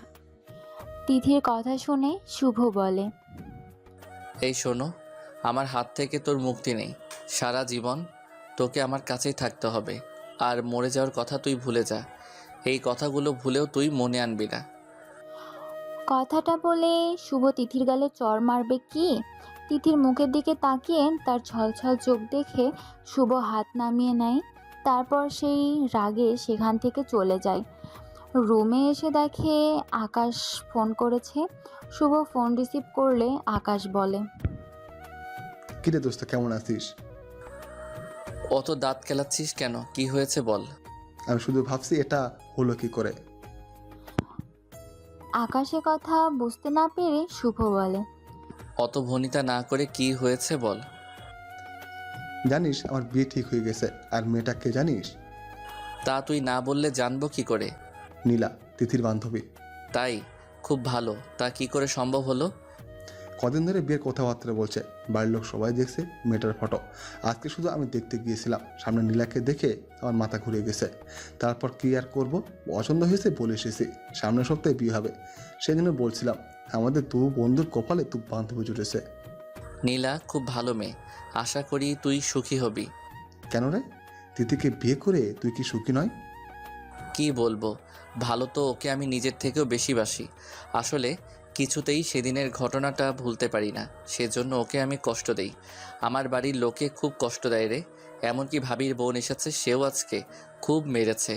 আমার খুব কষ্ট হচ্ছে। আমি অক্ষম স্বামী, নিজের স্ত্রীকে নিরাপত্তা দিতে পারছি না, ওকে রক্ষা করতে পারছি না। আমি কাপুরুষ, বুঝলি? শুভর মুখ থেকে এসব কথাবার্তা শুনে আকাশ বলে, ছি শুভ, আমি ভাবতেই পারিনি তুই তিথির সাথে এরকম ব্যবহার করবি। তিথি যেটা করেছে সেটা ঠিক ছিল না। তখন তিথির বয়স কম ছিল, মাথার উপর বাবা ছিল, সেজন্য হয়তো বুঝতে পারেনি, তাই করে ফেলেছে। কিন্তু তুই আজকে কি করেছিস বল? তুই তোকে ভালোবাসিস, দিনের পর দিন ওকে এভাবে কষ্ট দিচ্ছিস। তোর ভালো লাগছে? তুই সত্যিকে সব বলে দে, বাড়ির লোককে নিষেধ করে দে, আর তুই তিথিকে নিজে রুমে নিয়ে চলে যায়। ওকে ভালোবাস, ওর ভালোবাসা দরকার। মামার বাড়িতে অভালে পড়েছিল, একে তো দুটো সন্তানের বাবার সাথে বিয়ে হচ্ছিল, তুই কি করলি? সেখানে গিয়ে ওর নামে বদনাম করলি, তারপর তিথিকে বিয়ে করলি, তারপর আবার তুই ওকে কষ্ট দিচ্ছিস। আমি বুঝতে পারছি না তোর এই পাকলামো। যাই হোক, সামনে আমাদের বিয়ে, তুই অবশ্যই তিথিকে নিয়ে আসবি। নীলা নিশ্চয়ই নিমন্ত্রণ করবে, তাই আগে থেকে আমার নিমন্ত্রণ হয়ে গেল। আর সময় মতো কার্ড পাঠিয়ে দেব। ভালো থাকবি, এখন ডাকছি। আকাশ ফোন কেটে দেয়। শুভ সারা রাত চিন্তা করতে থাকে। কালকেই বাড়ির সকলকে বলে দেবে যে ও তিথিকে ভালোবাসে। এই মেয়ে, তোকে সেই দিন আমি কি বললাম? তিথি চৈতালি বেগমের কথা ঠিক বুঝতে পারলাম না। সে চৈতালি বেগমকে বলল, আমি ঠিক বুঝলাম না ম্যাডাম, আপনি কি বলছেন? বাবা, কোন জিনিসপত্র এখানে নিয়ে আসবি? বাবার কোনো জিনিসপত্র এখানে নিয়ে আসবি না। বাবার রুমে সবসময় পরিষ্কার করে রাখবি। বাবার রুম থেকে গন্ধ আসছে, তুই তাড়াতাড়ি যা, পরিষ্কার কর।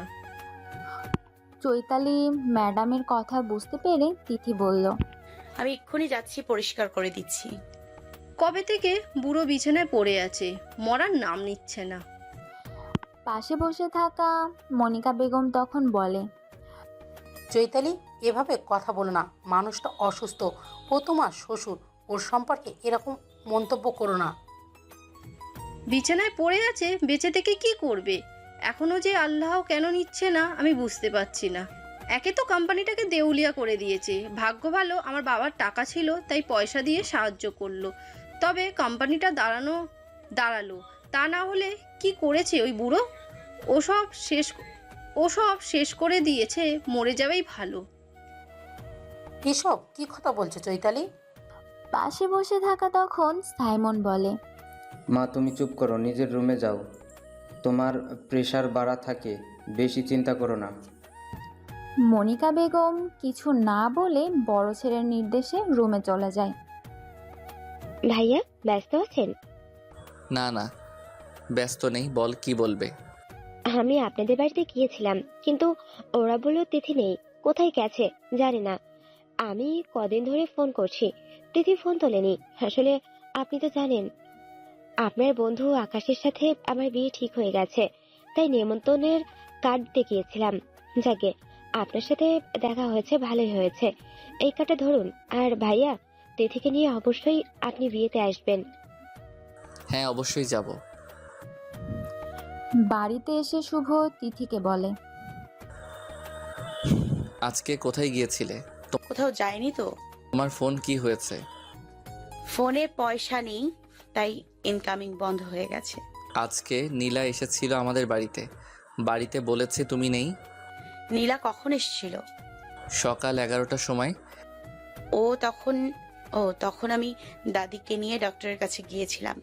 কদিন ধরে বলছিল বুকে ব্যথা বেড়েছে, চেক আপের জন্য গিয়েছিলাম। বাড়ির দুটো গাড়ি আগেই চলে গেছে, তাই আলাদা করে অটো ভাড়া করতে হয়েছিল। একটা গাড়ি তো আমি নিয়ে গিয়েছিলাম, আর ভাইয়া তো কোম্পানির গাড়িতে যায়, আর একটা গাড়ি তো বাড়িতে ছিল। ওই গাড়িটা চৈতালি ম্যাডাম ওনার বোনকে নিয়ে ওনার বান্ধবীর পার্টিতে গিয়েছিল। ও আচ্ছা, এই ধরো বিয়ের কার্ড। তিথি শুভকে বলে, কার বিয়ের কার্ড? তোমার বান্ধবী নীলার বিয়ে। ও কদিন আগে ফোন করে বলেছিল ওকে দেখতে আসবে। তাহলে বিয়ে ঠিক হয়ে গেছে? কার সাথে বিয়ে হচ্ছে জানো? কার সাথে বিয়ে হচ্ছে? বিয়ের কার্ড পড়ো, তাহলে সব জানতে পারবে। বিয়ের কার্ডে তো আকাশের নাম দেখে তিথি বলে, তার মানে আকাশ ভাইয়া, আপনার বন্ধু আকাশ ভাইয়ার সাথে নীলার বিয়ে হচ্ছে, কিন্তু ওদের তো সেরকম সম্পর্ক ছিল না। ধুর পাগলি, ওদের সম্বন্ধ করে বিয়ে হচ্ছে। ওরা কেউ জানতো না, পরে যেদিন দেখাশোনা হয় সেদিন বুঝতে পেরেছে। আকাশের নীলাকে ভালো লাগতো, নীলাও আকাশকে পছন্দ করত, তাই সমস্যা হয়নি। দুটো পরিবারে পছন্দ আছে, নীলা ও আকাশের পছন্দ আছে, তাহলে অসুবিধা কি? এবার শুধু আমাদের খাবার পালা। তুমি যাবে আমার সাথে, নীলা অনেক করে বলেছে। তারপরের দিন শুভ তিথির কাছে যায় আর তিথিকে বলে, এতে অনেক ভালো ড্রেস আছে, তুমি গুছিয়ে রেখে দেবে। আর এর মধ্যে থেকে এইটা মেরুন কালারের লেহেঙ্গা আছে, ওটা তুমি পরবে। এটা পরলে তোমাকে খুব সুন্দর লাগবে। মনে থাকে যেন তোমার বান্ধবী নীলার বিয়েতে অনেক আসবে, আর তুমি আমার সাথে যাচ্ছ। শুভ কথা মতো তিথি লেহেঙ্গা পরে, খুব সুন্দর তিথিকে দেখতে লাগে। তিথিকে দেখে সুপ্তি বলে, এই তুই এত সেজে কোথায় যাবি? শুভ তখন সিঁড়ি দিয়ে নিচে নামছিল। শুভ সুপ্তিকে বলে, ও আমার সাথে যাবে, ওর বান্ধবী বিয়ে, আমাদের দুজনকে নিমন্ত্রণ করেছে, তাই আমি ওকে নিয়ে যাচ্ছি। তা বাড়ির কাজের মেয়েকে নিয়ে যে যেতে হবে কেন? ও যদি বান্ধবীর বিয়েতে যাওয়ার ইচ্ছা থাকে ওর মতো করে যাক, তুমি নিয়ে যাচ্ছ কেন? আর যার সাথে বিয়ে হয়েছে সে আমার বন্ধু আকাশকে চেনো তো? আকাশের সাথে নীলার বিয়ে হচ্ছে। ও তাহলে দুই বন্ধু আলোচনা করেই যাচ্ছ? তিথি চলো, নীলা ফোন করেছিল, কখন যাব জানতে চাইছিল। শুভ তিথিকে নিয়ে গাড়িতে গিয়ে বসে। তিথি পিছনের সিটে বসে চাইলে শুভ বলে, সামনের সিটে বসো। তিথি সামনের সিটে বসে শুভ গাড়ি চালকের আসনে বসে। তিথির দিকে কিছুক্ষণ তাকিয়ে থাকে, তারপর তিথির উদ্দেশ্যে বলে, আমার বউটাকে এত মিষ্টি দেখতে আমি তো কখনো দেখিনি। এবার থেকে আমি বউটাকে রোজ দেখব, ঠিক এই রকম সুন্দর করে সেজে থাকবে। শুভ কথা শুনে তিথি লজ্জা পায়।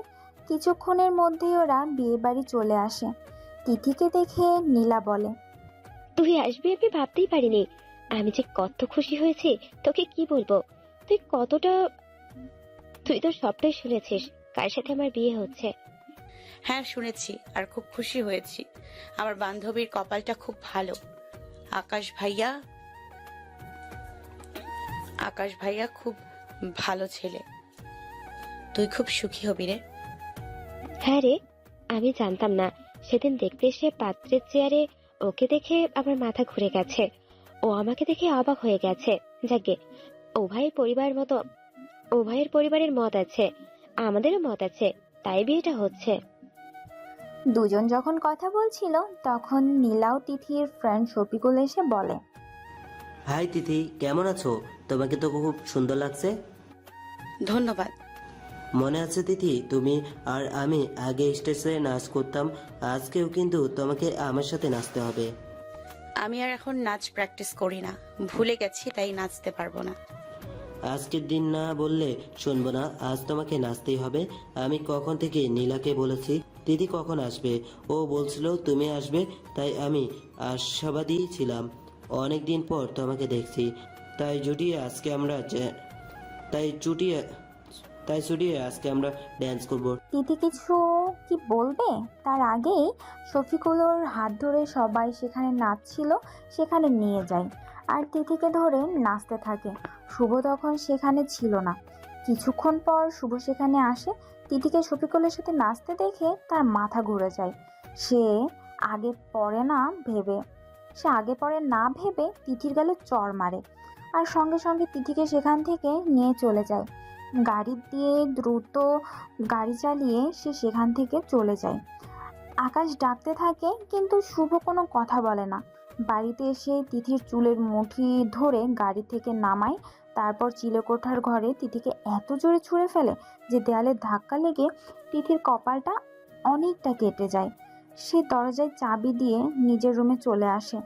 এসে যে কাজটা সে কোনোদিন করেনি আর সে তাই করলো। শুভ বাড়িতে কোনো ড্রিঙ্ক করে আসে না। বাড়িতে তার দাদি এসব পছন্দ করে না। কিন্তু সেদিন শুভ রাগ সামলাতে পারলো না। সে বাড়িতে গিয়ে প্রচুর পরিমাণে নেশা করলো। এদিকে তিথি দেখে তার কপালটা কেটে গেছে। সে ভালো করে তার কপালের রক্তটা মুছে ব্যান্ডেজ করে নিল। খুব কান্না করতে লাগলো আর বলল, আল্লাহ, এত কষ্ট দেবে বলে তুমি আমাকে বাঁচিয়ে রেখেছো। তুমি কেন আমায় দিয়ে দিচ্ছ না? আমি কি করেছি ওই লোকটার? ও কেন আমাকে এত কষ্ট দেয়? আমি আর বাঁচতে চাই না। আল্লাহ, তুমি আমাকে মুক্তি দাও। এসব নানান কথা বলতে বলতে তিথি একসময় ঘুমিয়ে পড়ে। হঠাৎ ঘুম ভাঙে তার বুকের উপর ভারী কিছু থাকায়। সে ঘুম ঘুম চোখে তাকিয়ে দেখে শুভ। তিথি শুভকে নিজের উপর থেকে সরানোর চেষ্টা করে কিন্তু শুভ ওঠে না। সে নেশার ঘরে বলে, তুই কেন করলি এই কাজটা? তুই তো জানিস আমি তোকে ভালোবাসি। ওই ছেলেটার সাথে একদিন তুই ডান্স করেছিলিস, আমার খুব রাগ ধরেছিল সেদিন, তুই আমাকে অপমান করেছিলিস, আর আজকেও তুই তাই করলি। তোকে আমি ছাড়বো না। কথাটা বলে শুভ তিথির ঠোঁটে, গালে, ঘাড়ে, গলায় কামড় দিতে থাকে। তিথির বুকের মাংসপিণ্ড কামড়ে ধরে, তার পেটে খামচে ধরে। তিথি সহ্য করতে পারে না কিন্তু শুভ ছাড়ে না। তিথির শরীর থেকে সমস্ত পোশাক খুলে দেয়। তিথির সাথে শারীরিক সম্পর্ক করে তিথি খুব কষ্ট হয়। চিৎকার করে কাঁদতে পারে না, চিৎকার করলে কেউ জানতে পেরে যাবে। আর শুভর কোনো দোষ নেই, সে তার স্বামী, তার অধিকার আছে। কিন্তু এইভাবে অধিকার আদায় করবে তিথি সেটা ভাবতে পারে না। সে চাইলেই তাকে দিতে পারত। সে তো তাকে ভালোবাসে, কেন বারবার তাকে আঘাত করে? প্রায় 2 ঘন্টা পর শুভ শান্ত হয়। তারপর তিথিকে উদ্দেশ্য করে বলে, আর কোনোদিনও যদি ওই ছেলেটার সাথে তোকে কথা বলতে দেখি, সেদিন হবে তোর জীবনের লাস্ট দিন। কথাটা মনে থাকে যেন। শুভ চলে যায়। তিথি কান্না করতে থাকে। সকালবেলা তিথি উঠতে পারে না। তার গা হাতে প্রচুর ব্যথা, কামড়ের জায়গাগুলো জ্বালা করছে। তার জ্বর এসেছে। চৈতালি বেগম এক বালতি পানি নিয়ে তিথির গায়ে ঢেলে দেয় আর ঝাঁঝালো স্বরে বলে, বড়লোকের বেটি এখনো ঘুম ভাঙে না। কালকে বান্ধবীর বিয়ে খেয়েছে তো বলে ঘুম ভাঙছে না। এই সংসারে কাজগুলো কে করবে? গায়ে ঠান্ডা পানি পড়ায় তিথি চমকে যায়। তারপর চৈতালি বেগমের কথাগুলো শুনে সে ঘড়ির দিকে তাকিয়ে দেখে অনেক বেলা হয়ে গেছে। সে তাড়াতাড়ি উঠতে চায়, কিন্তু সাথে সাথে মাথা ঘুরে পড়ে যায়। তার মাথা ভারী হয়ে আছে, প্রচুর ব্যথা, কিন্তু তবুও তার শুয়ে থাকলে হবে না। তাই আস্তে আস্তে সে ফ্রেশ হয়ে নিচে যায়, কাজ করে শ্বশুরের সেবা করে। সেদিন শুভ একটু বেলা করে উঠেছে। সে দিদিকে দেখতে পায় না খাবার টেবিলে। তার মাকে বলে, মা, তোমাদের কাজের মেয়েটা কোথায়? শুভ্র এরকম ব্যবহারে মনিকা বেগম কষ্ট পায়। সে বলে, আমি জানি না, বোধহয় তোর বাবার রুমে আছে। আসলে সেদিন চৈতালি বেগমের ব্যবহারে মনিকা বেগম খুব কষ্ট পেয়েছিল। তার স্বামী নিয়ে এসব কথাবার্তা তার পছন্দ হয়নি। আর এদিকে তিথি মন দিয়ে স্বামীর সেবা করছে, তাই কিছুটা হলেও মনিকা বেগম ভালোবাসতে শুরু করেছে, কিন্তু সেটা প্রকাশ করতে চায় না। শুভ বাবা রুমে এসে দেখে তিথি তার বাবাকে খাওয়াচ্ছে। শুভ তিথির রুমের দিকে তাকায়, দেখে মুখটা শুকনো হয়ে গেছে। শুভ বলে, কাজ শেষ হলে আমার রুমে আসবে, কথা আছে তোমার সাথে। শুভর কথায় তিথি কোনো উত্তর দেয় না। সে চুপচাপ তার শ্বশুরকে খাওয়াতে থাকে। সব কিছু কাজ হয়ে গেলে তিথি দাদিমার রুমে যায় আর গিয়ে দাদিমার বিছানায় শুয়ে পড়ে। তিথিকে এইভাবে শুয়ে পড়তে দেখে দাদিমা গায়ে হাত দেয় আর সাথে সাথে চমকে ওঠে। শাহানারা বেগম বলে, হেই, তোর গায়ে এত গরম কেন? জ্বর এসেছে? আর তুই কোনো ওষুধ না খেয়ে সকাল থেকে কাজ করে যাচ্ছিস, আর তোর ছাড়া গায়ে কি হয়েছে? দাদির কথা শুনে তিথি তখন শুভর অত্যাচারগুলো কাপড় দিয়ে ঢাকার চেষ্টা করে। দাদি জিজ্ঞেস করে, কই দেখি তোর সারা শরীরে কিসের দাগ? কিছু হয়নি দাদি, পড়ে গিয়ে কপালে একটু কেটে গেছে। ঠিক আছে, কপাল কেটেছে, কিন্তু গালে গলায় সারা শরীরে কামড়ের দাগ দেখতে পাচ্ছি। তার মানে শুভ তোর রুমে ছিল? তোকে কিছু বলতে হবে না, আমি সব বুঝতে পারছি। তুই একটু আমার রুমে শুয়ে থাক, আমি এক্ষুনি আসছি। দাদি, আপনি কোথাও যাবেন না, বাড়ির সবাই জেনে যাবে। আপনি জানেন তো আমায় কেন দেখতে পারে না। আমি সব হারিয়ে এই আশ্রয়টুকু পেয়েছি, আমি এটা হারাতে চাই না। তোর ভয় নেই, তোর কিচ্ছু হবে না। তুই নিশ্চিন্তে আমার ঘরে শুয়ে থাক, আমি এক্ষুনি আসছি। কথাটা বলেছে শাহানারা বেগম। শুভ রুমে যায়। শুভ তখন ফোনে গেম খেলছিল। শাহানারা বেগম রুমে ঢুকে শুভকে এলো পাথরে চড় মারতে থাকে। দাদিমার আকস্মিকী আক্রমণ বুঝতে পারে না। শুভ বলে, দাদি, কি হলো? তুমি আমায় মারছো কেন এভাবে? শুভর কথা শুনে তার দাদিরা শাহানারা বেগম বলল, জানোয়ার, তোর লজ্জা করলো না ওইরকম একটা নিরীহ মেয়েকে অত্যাচার করতে? তুই স্বামী হয়েছিস, স্বামীর অধিকার দেখাতে এসেছিস। তুই একটা জানোয়ার, পশুর চেয়েও অধম। তুই এভাবে অত্যাচার করলি? এটাকে ভালোবাসা বলে? তুই তো একদিন আমাকে বলেছিলিস তুই তিথিকে খুব ভালোবাসিস, কিন্তু এটা তো ভালোবাসা নয়। ভালোবাসলে কেউ এভাবে কষ্ট দেয়? তুই যেটা করেছিস সেটা কাপুরুষের মতন আচরণ করেছিস। স্বামীর আদর যে মেয়ে পাবে, সে মেয়ে যে কত সুখী হবে। কিন্তু এই তিথির কপালটা খারাপ, সে স্বামীর ভালোবাসা পেল না, শুধু স্বামীর অত্যাচার পেল। আমি আর অপেক্ষা করব না, তিথিকে এখান থেকে আমি চলে যেতে বলবো। দরকার নেই সংসার করার। যে স্বামীর ভালোবাসা নেই, শুধু আসে কামনা, সে আর যাই হোক কখনো স্বামী হওয়ার যোগ্যতা রাখে না। পরিবারের এত লোক অত্যাচার করে, নিজের স্ত্রীকে রক্ষা করতে পারে না, তারপরও তুইও অত্যাচার করছিস। তুই বংশের কুলাঙ্গার। মেয়েটার এত জ্বর উঠতে পারে নাই, তার উপর সকাল থেকে বাড়ির সব কাজ করছে, শেষ পর্যন্ত আর না পেরে আমার রুমে গিয়ে শুয়ে পড়েছে। আর আমি তার গায়ে কামড়ের দাগ দেখে তো অবাক হয়ে গেলাম। কোনো স্বামী তাকে এভাবে অত্যাচার করে আমার জানা নেই। স্বামীর আদরে মেয়েরা কেঁপে উঠবে, আবার স্বামীর আদর পাবার জন্য মেয়েরা ছটপট করবে। আর তুই কি করেছিস? দাদিমার কথা শুনে শুভ বুঝতে পারে, সে লজ্জা পায়, তারপর মাথা হেট করে বলে, সরি দাদি, আমি মাথা ঠিক রাখতে পারিনি, আমার ভুল হয়ে গেছে। আমি তিথিকে ওই ছেলেটার সাথে দেখলে সহ্য করতে পারি না, আর আমি যেটা পছন্দ করি না তিথি সেটা করেছে। এর আগে তিথি ওই ছেলেটার কারণেই আমাকে চর মেরেছিল। কালকে আকাশের বিয়েতে একই ঘটনা ঘটিয়েছে, তাই মাথায় রাগ উঠে গিয়েছিল। আমি তিথিকে ডেকেছিলাম আমার রুমে, কিছু মেডিসিনের মলম দেবে বলে ও আমার কাছে আসেনি। তার মানে ও তোমার রুমে আছে? ঠিক আছে, আমি যাচ্ছি।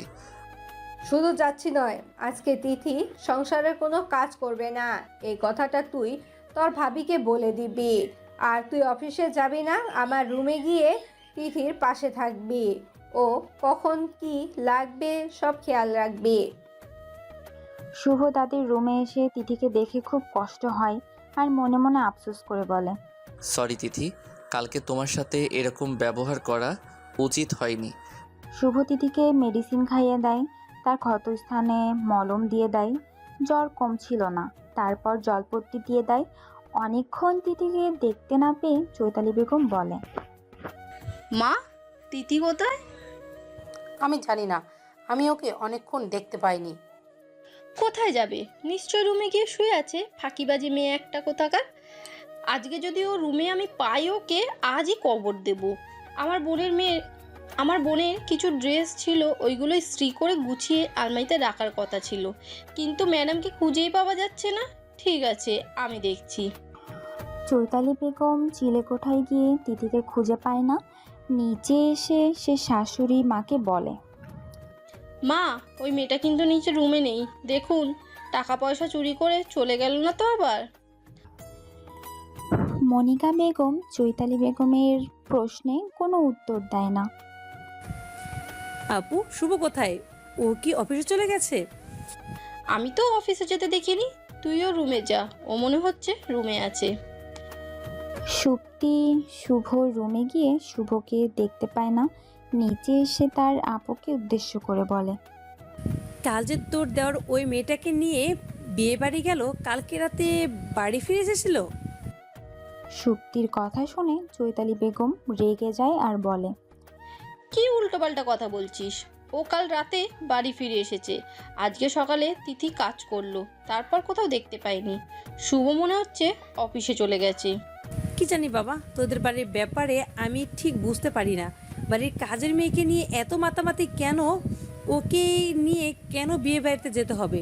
বন্ধুর বিয়েতে তো কি হয়েছে, মেয়েটাকে ছেড়ে দিতে পারতো না? তা না করে সাথে আবার নিয়ে গেল। আজব সব। সারাদিন শুভ তার দাদির রুমে ছিল। তিথি মন দিয়ে সেবা করলো। রাতের দিকে একটু সুস্থ হলে দাদিমা শুভকে বলে, অনেক কষ্ট করেছিস, মন দিয়ে সেবা করেছিস, এবার নিজের রুমে গিয়ে শুয়ে পড়, তিথি অনেকটা ভালো। দাদি, আজকে আমি এখানে থাকি। ও, কালকের পর থেকে বউকে কাছে পাওয়ার জন্য নেশা বেড়ে গেছে। এখন এসব হচ্ছে না, আগে বড় অনুষ্ঠান হবে, সমাজের সামনে ওকে স্বীকৃতি দিতে হবে, তবে সারা জীবনের জন্য বউকে কাছে পাবি। আজও আমার রুমেই থাকবে, তুই তোর রুমে গিয়ে শুয়ে পড়। তোর সুপ্তি রানী তোকে খুঁজছে, না পেয়ে পাগলের মতন হয়ে গেছে। তুই কাল সকালে ওর সাথে দেখা করবি। দাদির কথা শুনে তিথি হাসতে থাকে। শুভ চলে যায়।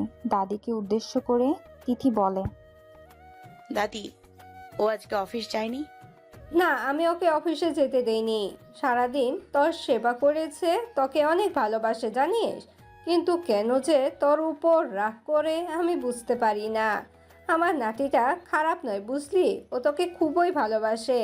তুই ওর কাছে নেশার মতন, দেখবি আস্তে আস্তে সব ঠিক হয়ে যাবে। তোরা খুব সুখী হবি রে। আমি থাকি আর নাই বা থাকি, দেখবি আমার ভবিষ্যৎবাণী একদিন ফলে যাবে। সেদিনের ঘটনার পর থেকে শুভ তিথিকে কখনো কিছু বলে না। তিথি শুভর সাথে কথা বলে না। এইভাবে কেটে গেল একটা মাস। হঠাৎ শুভ কোম্পানি থেকে শুভকে 15 দিনের জন্য কানাডা পাঠায়। শুভ কানাডা যাওয়ার আগে তিথির কাছে যায় আর তিথিকে বলে, আমার কোম্পানি কাজের জন্য আমি 15 দিনের জন্য কানাডা যাচ্ছি, তুমি সাবধানে থাকবে। আর যদি কিছু অসুবিধা হয় দাদিকে বলবে, আর প্রয়োজন ছাড়া ওই সুপ্তি বা ভাবির সাথে তুমি কথা বলবে না, কেমন? হুম। আর খামের ভেতর 5,000 টাকা আছে, টাকাটা রেখে দাও, যদি কিছু দরকার পড়ে কাজে লাগাবে। এখন আমি আসছি। কথাটা বলে তিথির কপালে চুম্বন করে। চুম্বনে তিথি কেঁপে ওঠে, শুভর পিছনে না তাকিয়ে চলে যায়। তিথি বুঝতে পারে না এটা কিসের অনুভূতি। সেদিনও তো এইভাবে কিস করেছিল, কিন্তু সেই ভালোবাসা, সেই আদরের মধ্যে যন্ত্রণা ছিল। আজকে তো সে যন্ত্রণা ফিল হচ্ছে না। আজকে যেন ওকে কাছে পাওয়ার প্রবল ইচ্ছা হচ্ছে। কিছুদিন পর তিথি রান্নাঘরে মাথা ঘুরে পড়ে যায়। মনিকা বেগম ছুটে আসে, তিথিকে বলে, কি হলো, তুমি এইভাবে মাথা ঘুরে পড়ে গেলে কেন? আমি বুঝতে পারছি না আমি কি করে পড়ে গেলাম। দাঁড়া, কয়েকদিন ধরে দেখছি তোর শরীর ভালো নেই। সেদিন খেতে এসে উঠে বমি করলি, মনে হচ্ছে সময় না খেয়ে তোর এই অবস্থা।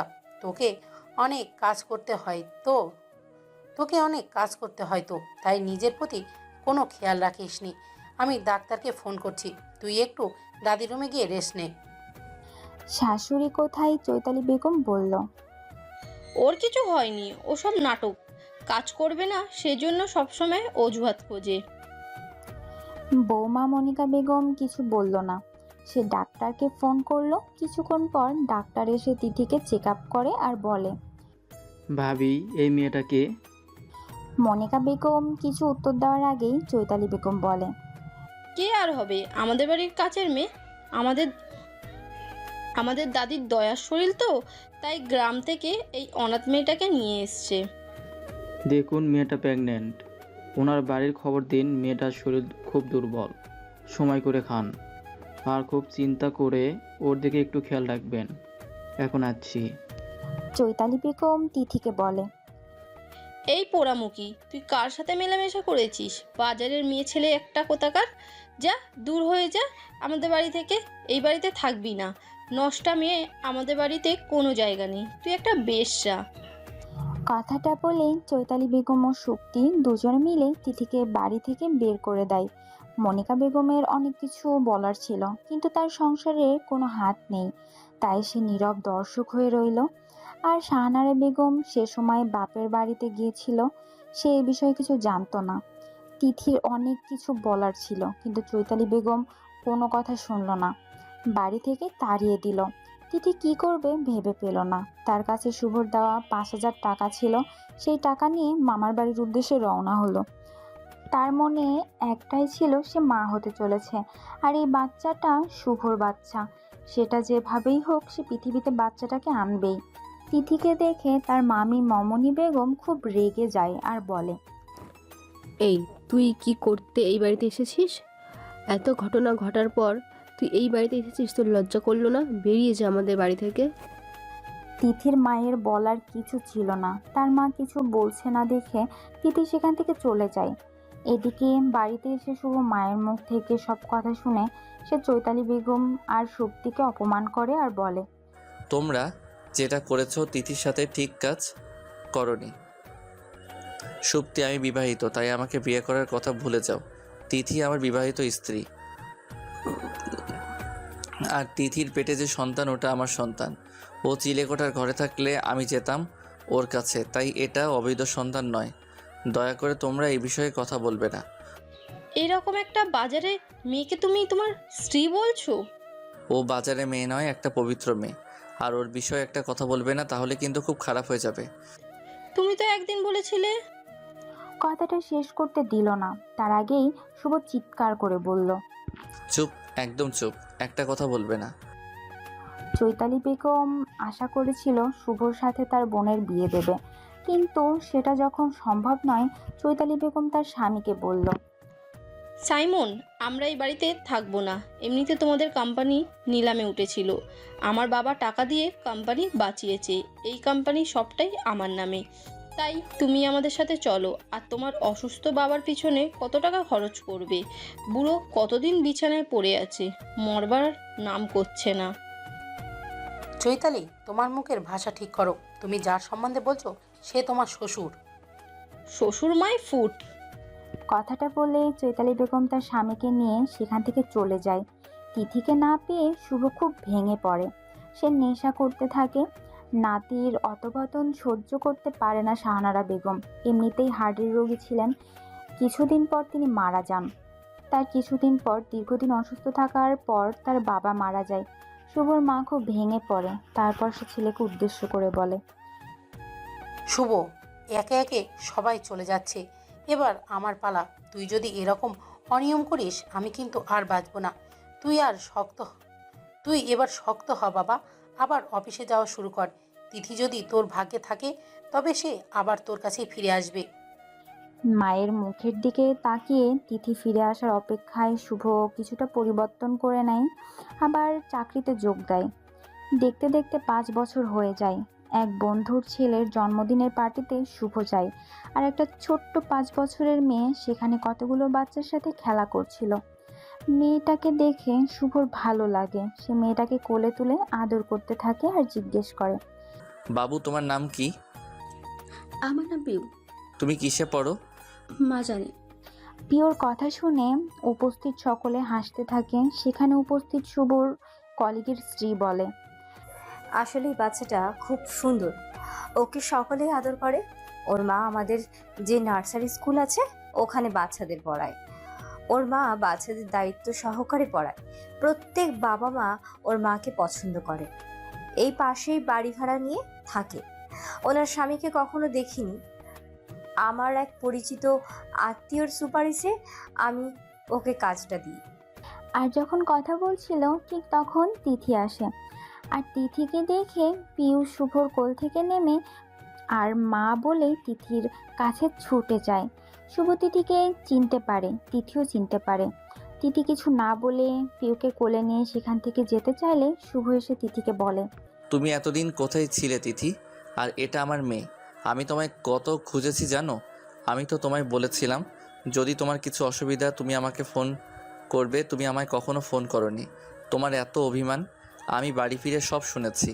তুই জানো তোমার ঘটনার জন্য দাদি মারা গেছে, তার কিছুদিন পর বাবা মারা গেছে, ভাবি ভাইয়াকে নিয়ে বাড়ি ছেড়ে চলে গেছে। মা এখনও তোমার অপেক্ষায় বসে আছে। তুমি আর অভিমান করে থেকো না তিথি। আমি ভুল করেছি, আমি মানছি তোমার উপর আমি অত্যাচার করতাম, কিন্তু বিশ্বাস করো তোমাকে ভালো শুধু আমি বাসি। তুমি আমার নেশা তিথি, আমি তোমাকে হারাতে পারবো না। তুমি চলো, আজকে এই মুহূর্তে তুমি আমার সাথে যাবে। শুভর কথা শুনে তিথি চোখের জল ধরে রাখতে পারল না। সে কাঁদতে থাকে। মাকে কাঁদতে দেখে তার মেয়ে ছোট পিউ বলে, মা তুমি কাঁদছো কেন? আর এই লোকটা কে মা?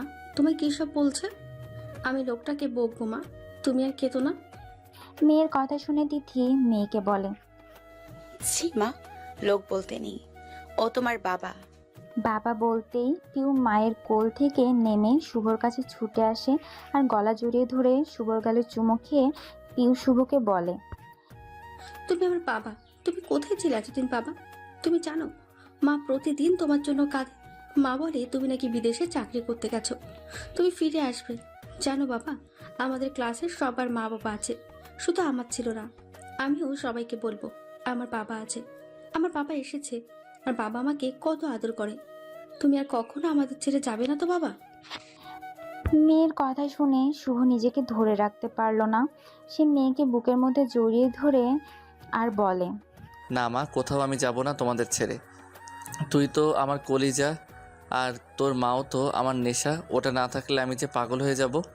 তারপর তিথিকে উদ্দেশ্য করে বলে, ওই ঘটনার পর তুমি কোথায় ছিলে তিথি? ওরা আমাকে বাড়ি থেকে তাড়িয়ে দিল। আমি মামার বাড়ি গিয়েছিলাম, ওরাও আমাকে তাড়িয়ে দিল। তারপর আমি পাগলের মতো কি করব ভেবে পাচ্ছিলাম না। ঠিক সেই সময় দাদির ফোন আসে। দাদি সমস্ত ঘটনা শুনে আমাকে তার এক বান্ধবীর ঠিকানা দেয়। জায়গাটা বহরমপুরের কাছে। ওর ছেলেরা কর্মসূত্রে বাইরে থাকতো, মহিলা একাই থাকতো। দাদি তাকে সবকিছু বলে দিয়েছে আগে থেকে, তাই আমার অসুবিধা হয়নি। আমি ওখানে থাকলে খবর পেয়েছিলাম দাদি মারা গেছে। দাদি ভেবেছিল আপনি আসার পর আর আমার বাচ্চা হওয়ার পর আমাকে অনুষ্ঠান করে ঘরে তুলবে, কিন্তু দাদি মারা যায়। তার কিছুদিন পর বাবা মারা যায়। তারপর আমার মেয়ে হয়। আমি ওখানে ভালোই ছিলাম, কিন্তু দাদির সেই বান্ধবী অসুস্থ হয়ে পড়লে ওর ছেলেরা বাড়িটা বিক্রি করে ওনাকে নিয়ে বিদেশ চলে যায়। ওই মহিলার বড় ছেলে আমাকে খুব ভালোবাসতো। এই ম্যাডামের পরিচিত। ওই মহিলার বড় ছেলে আমাকে খুব ভালোবাসতো, এই ম্যাডামের পরিচিত। তারপর সেই চাচাই এই ম্যাডামকে বলে আমাকে এখানে কাজের তারপর সেই চাচাই এই ম্যাডামকে বলে আমার এখানে কাজের ব্যবস্থা করে দেয়। তারপর থেকে আমি পিউকে নিয়ে এখানেই থাকি। একটা নার্সারি স্কুলে পড়াই আর একটা বাড়ি ভাড়া করে থাকি। মামের সংসার চলে যাচ্ছে। আপনি কেমন আছেন? আমাকে দেখে বুঝতে পারছো না আমি কেমন আছি? তারপর শুভ অনেক বুঝিয়ে তিথি আর পিউকে বাড়িতে ফিরিয়ে নিয়ে আসে। মনিকা বেগম নাতনিকে পেয়ে খুব খুশি হয় আর তিথিকে বলে, তুই আমাকে ক্ষমা করে দে মা, আমার এই চোখের মণিটাকে তুই আমাকে দে। আমি তো ভেবেছিলাম বাঁচবো না, কিন্তু আমার খুব বাঁচতে ইচ্ছা করছে, শুধু আমার দিদি ভাইয়ের জন্য। আমি এখন অনেক দিন বাঁচবো। দাদিকে পেয়ে পিউ খুশি আর ধরে না। সে এতদিন কাউকে পায়নি, শুধু মাকে দেখেছে। এখন বাবাকে পেয়েছে, আবার দাদিকে পেয়েছে। রাতের বেলায় পিউ বায়না করে সে দাদির কাছে শোবে। তিথি তার পরিচিত জায়গা চিলেকোঠার ঘরে শুতে গেলে শুভ তিথিকে বলে, কোথায় যাচ্ছ তুমি? আমার যেটার রুম আমি সেখানেই যাচ্ছি। পিউ মায়ের ঘরে শোবে, আমি আমার রুমে চলে যাচ্ছি। আর আমার রুমে কে শোবে? আমি কি জানি। শুভ তিথিকে কোলে তুলে নেয়। তিথি হাত পা ছুটতে থাকে। শুভ বলে, সেদিন আমি তোমার সাথে ঠিক ব্যবহার করিনি, তবে আজকে যদি আমায় আদর করতে দাও, আজকে আমার আদরে তুমি কষ্ট পাবে না। তুমি যেভাবে চাইবে আমি সেইভাবে আদর করব। লক্ষ্মী সোনা আমার থেকে মুখ ফিরিয়ে নিও না। পিউ তো বড় হয়ে গেছে, ওর একটা ভাইয়ের দরকার, আমাদের বংশধর। তুমি যদি এরকম করো আমি বংশধর আনবো কী করে তুমি দেখলে না? পিউকে পেয়ে মা কত খুশি, এবার নাতি পেয়ে মা আরও খুশি হবে। প্লিজ তিথি আর অভিমান করো না, তুমি তো আমার নেশা। I love you. শুভর কথা শুনে তিথি হাসে আর শুভর গালে আলতো করে ঠোঁট ছুঁয়ে তিথি বলে, সরি, সেদিন তোমাকে চড় মারা আমার উচিত হয়নি। আসলে আমি তখন ছোট ছিলাম, ভালো মন্দ কিছু বুঝতে পারতাম না। কিন্তু বাবা মারা যাওয়ার পর আমি সম্পূর্ণরূপে বদলে যাই। আমি তোমাকে অনেকবার সরি বলতে চেয়েছি, কিন্তু তুমি আমার প্রতি এত রেগেছিলে, তাই আমার সাহস হয়নি। ও এতদিন পর ক্ষমা চাইছো? ক্ষমা করতে পারি যদি আদর করতে দাও। শুভর এই আবেদন তিথি না সাড়া না দিয়ে পারে না। তবে এবারে শুভর আদরের যন্ত্রণা ছিল না, অনেক ভালো লাগা ছিল। আর তিথি চোখ বুজে সেটা অনুভব করে। দীর্ঘ অপেক্ষার অবসান হয়। এবার দুজনের সম্মতিতে ওরা সঙ্গমে লিপ্ত হয়।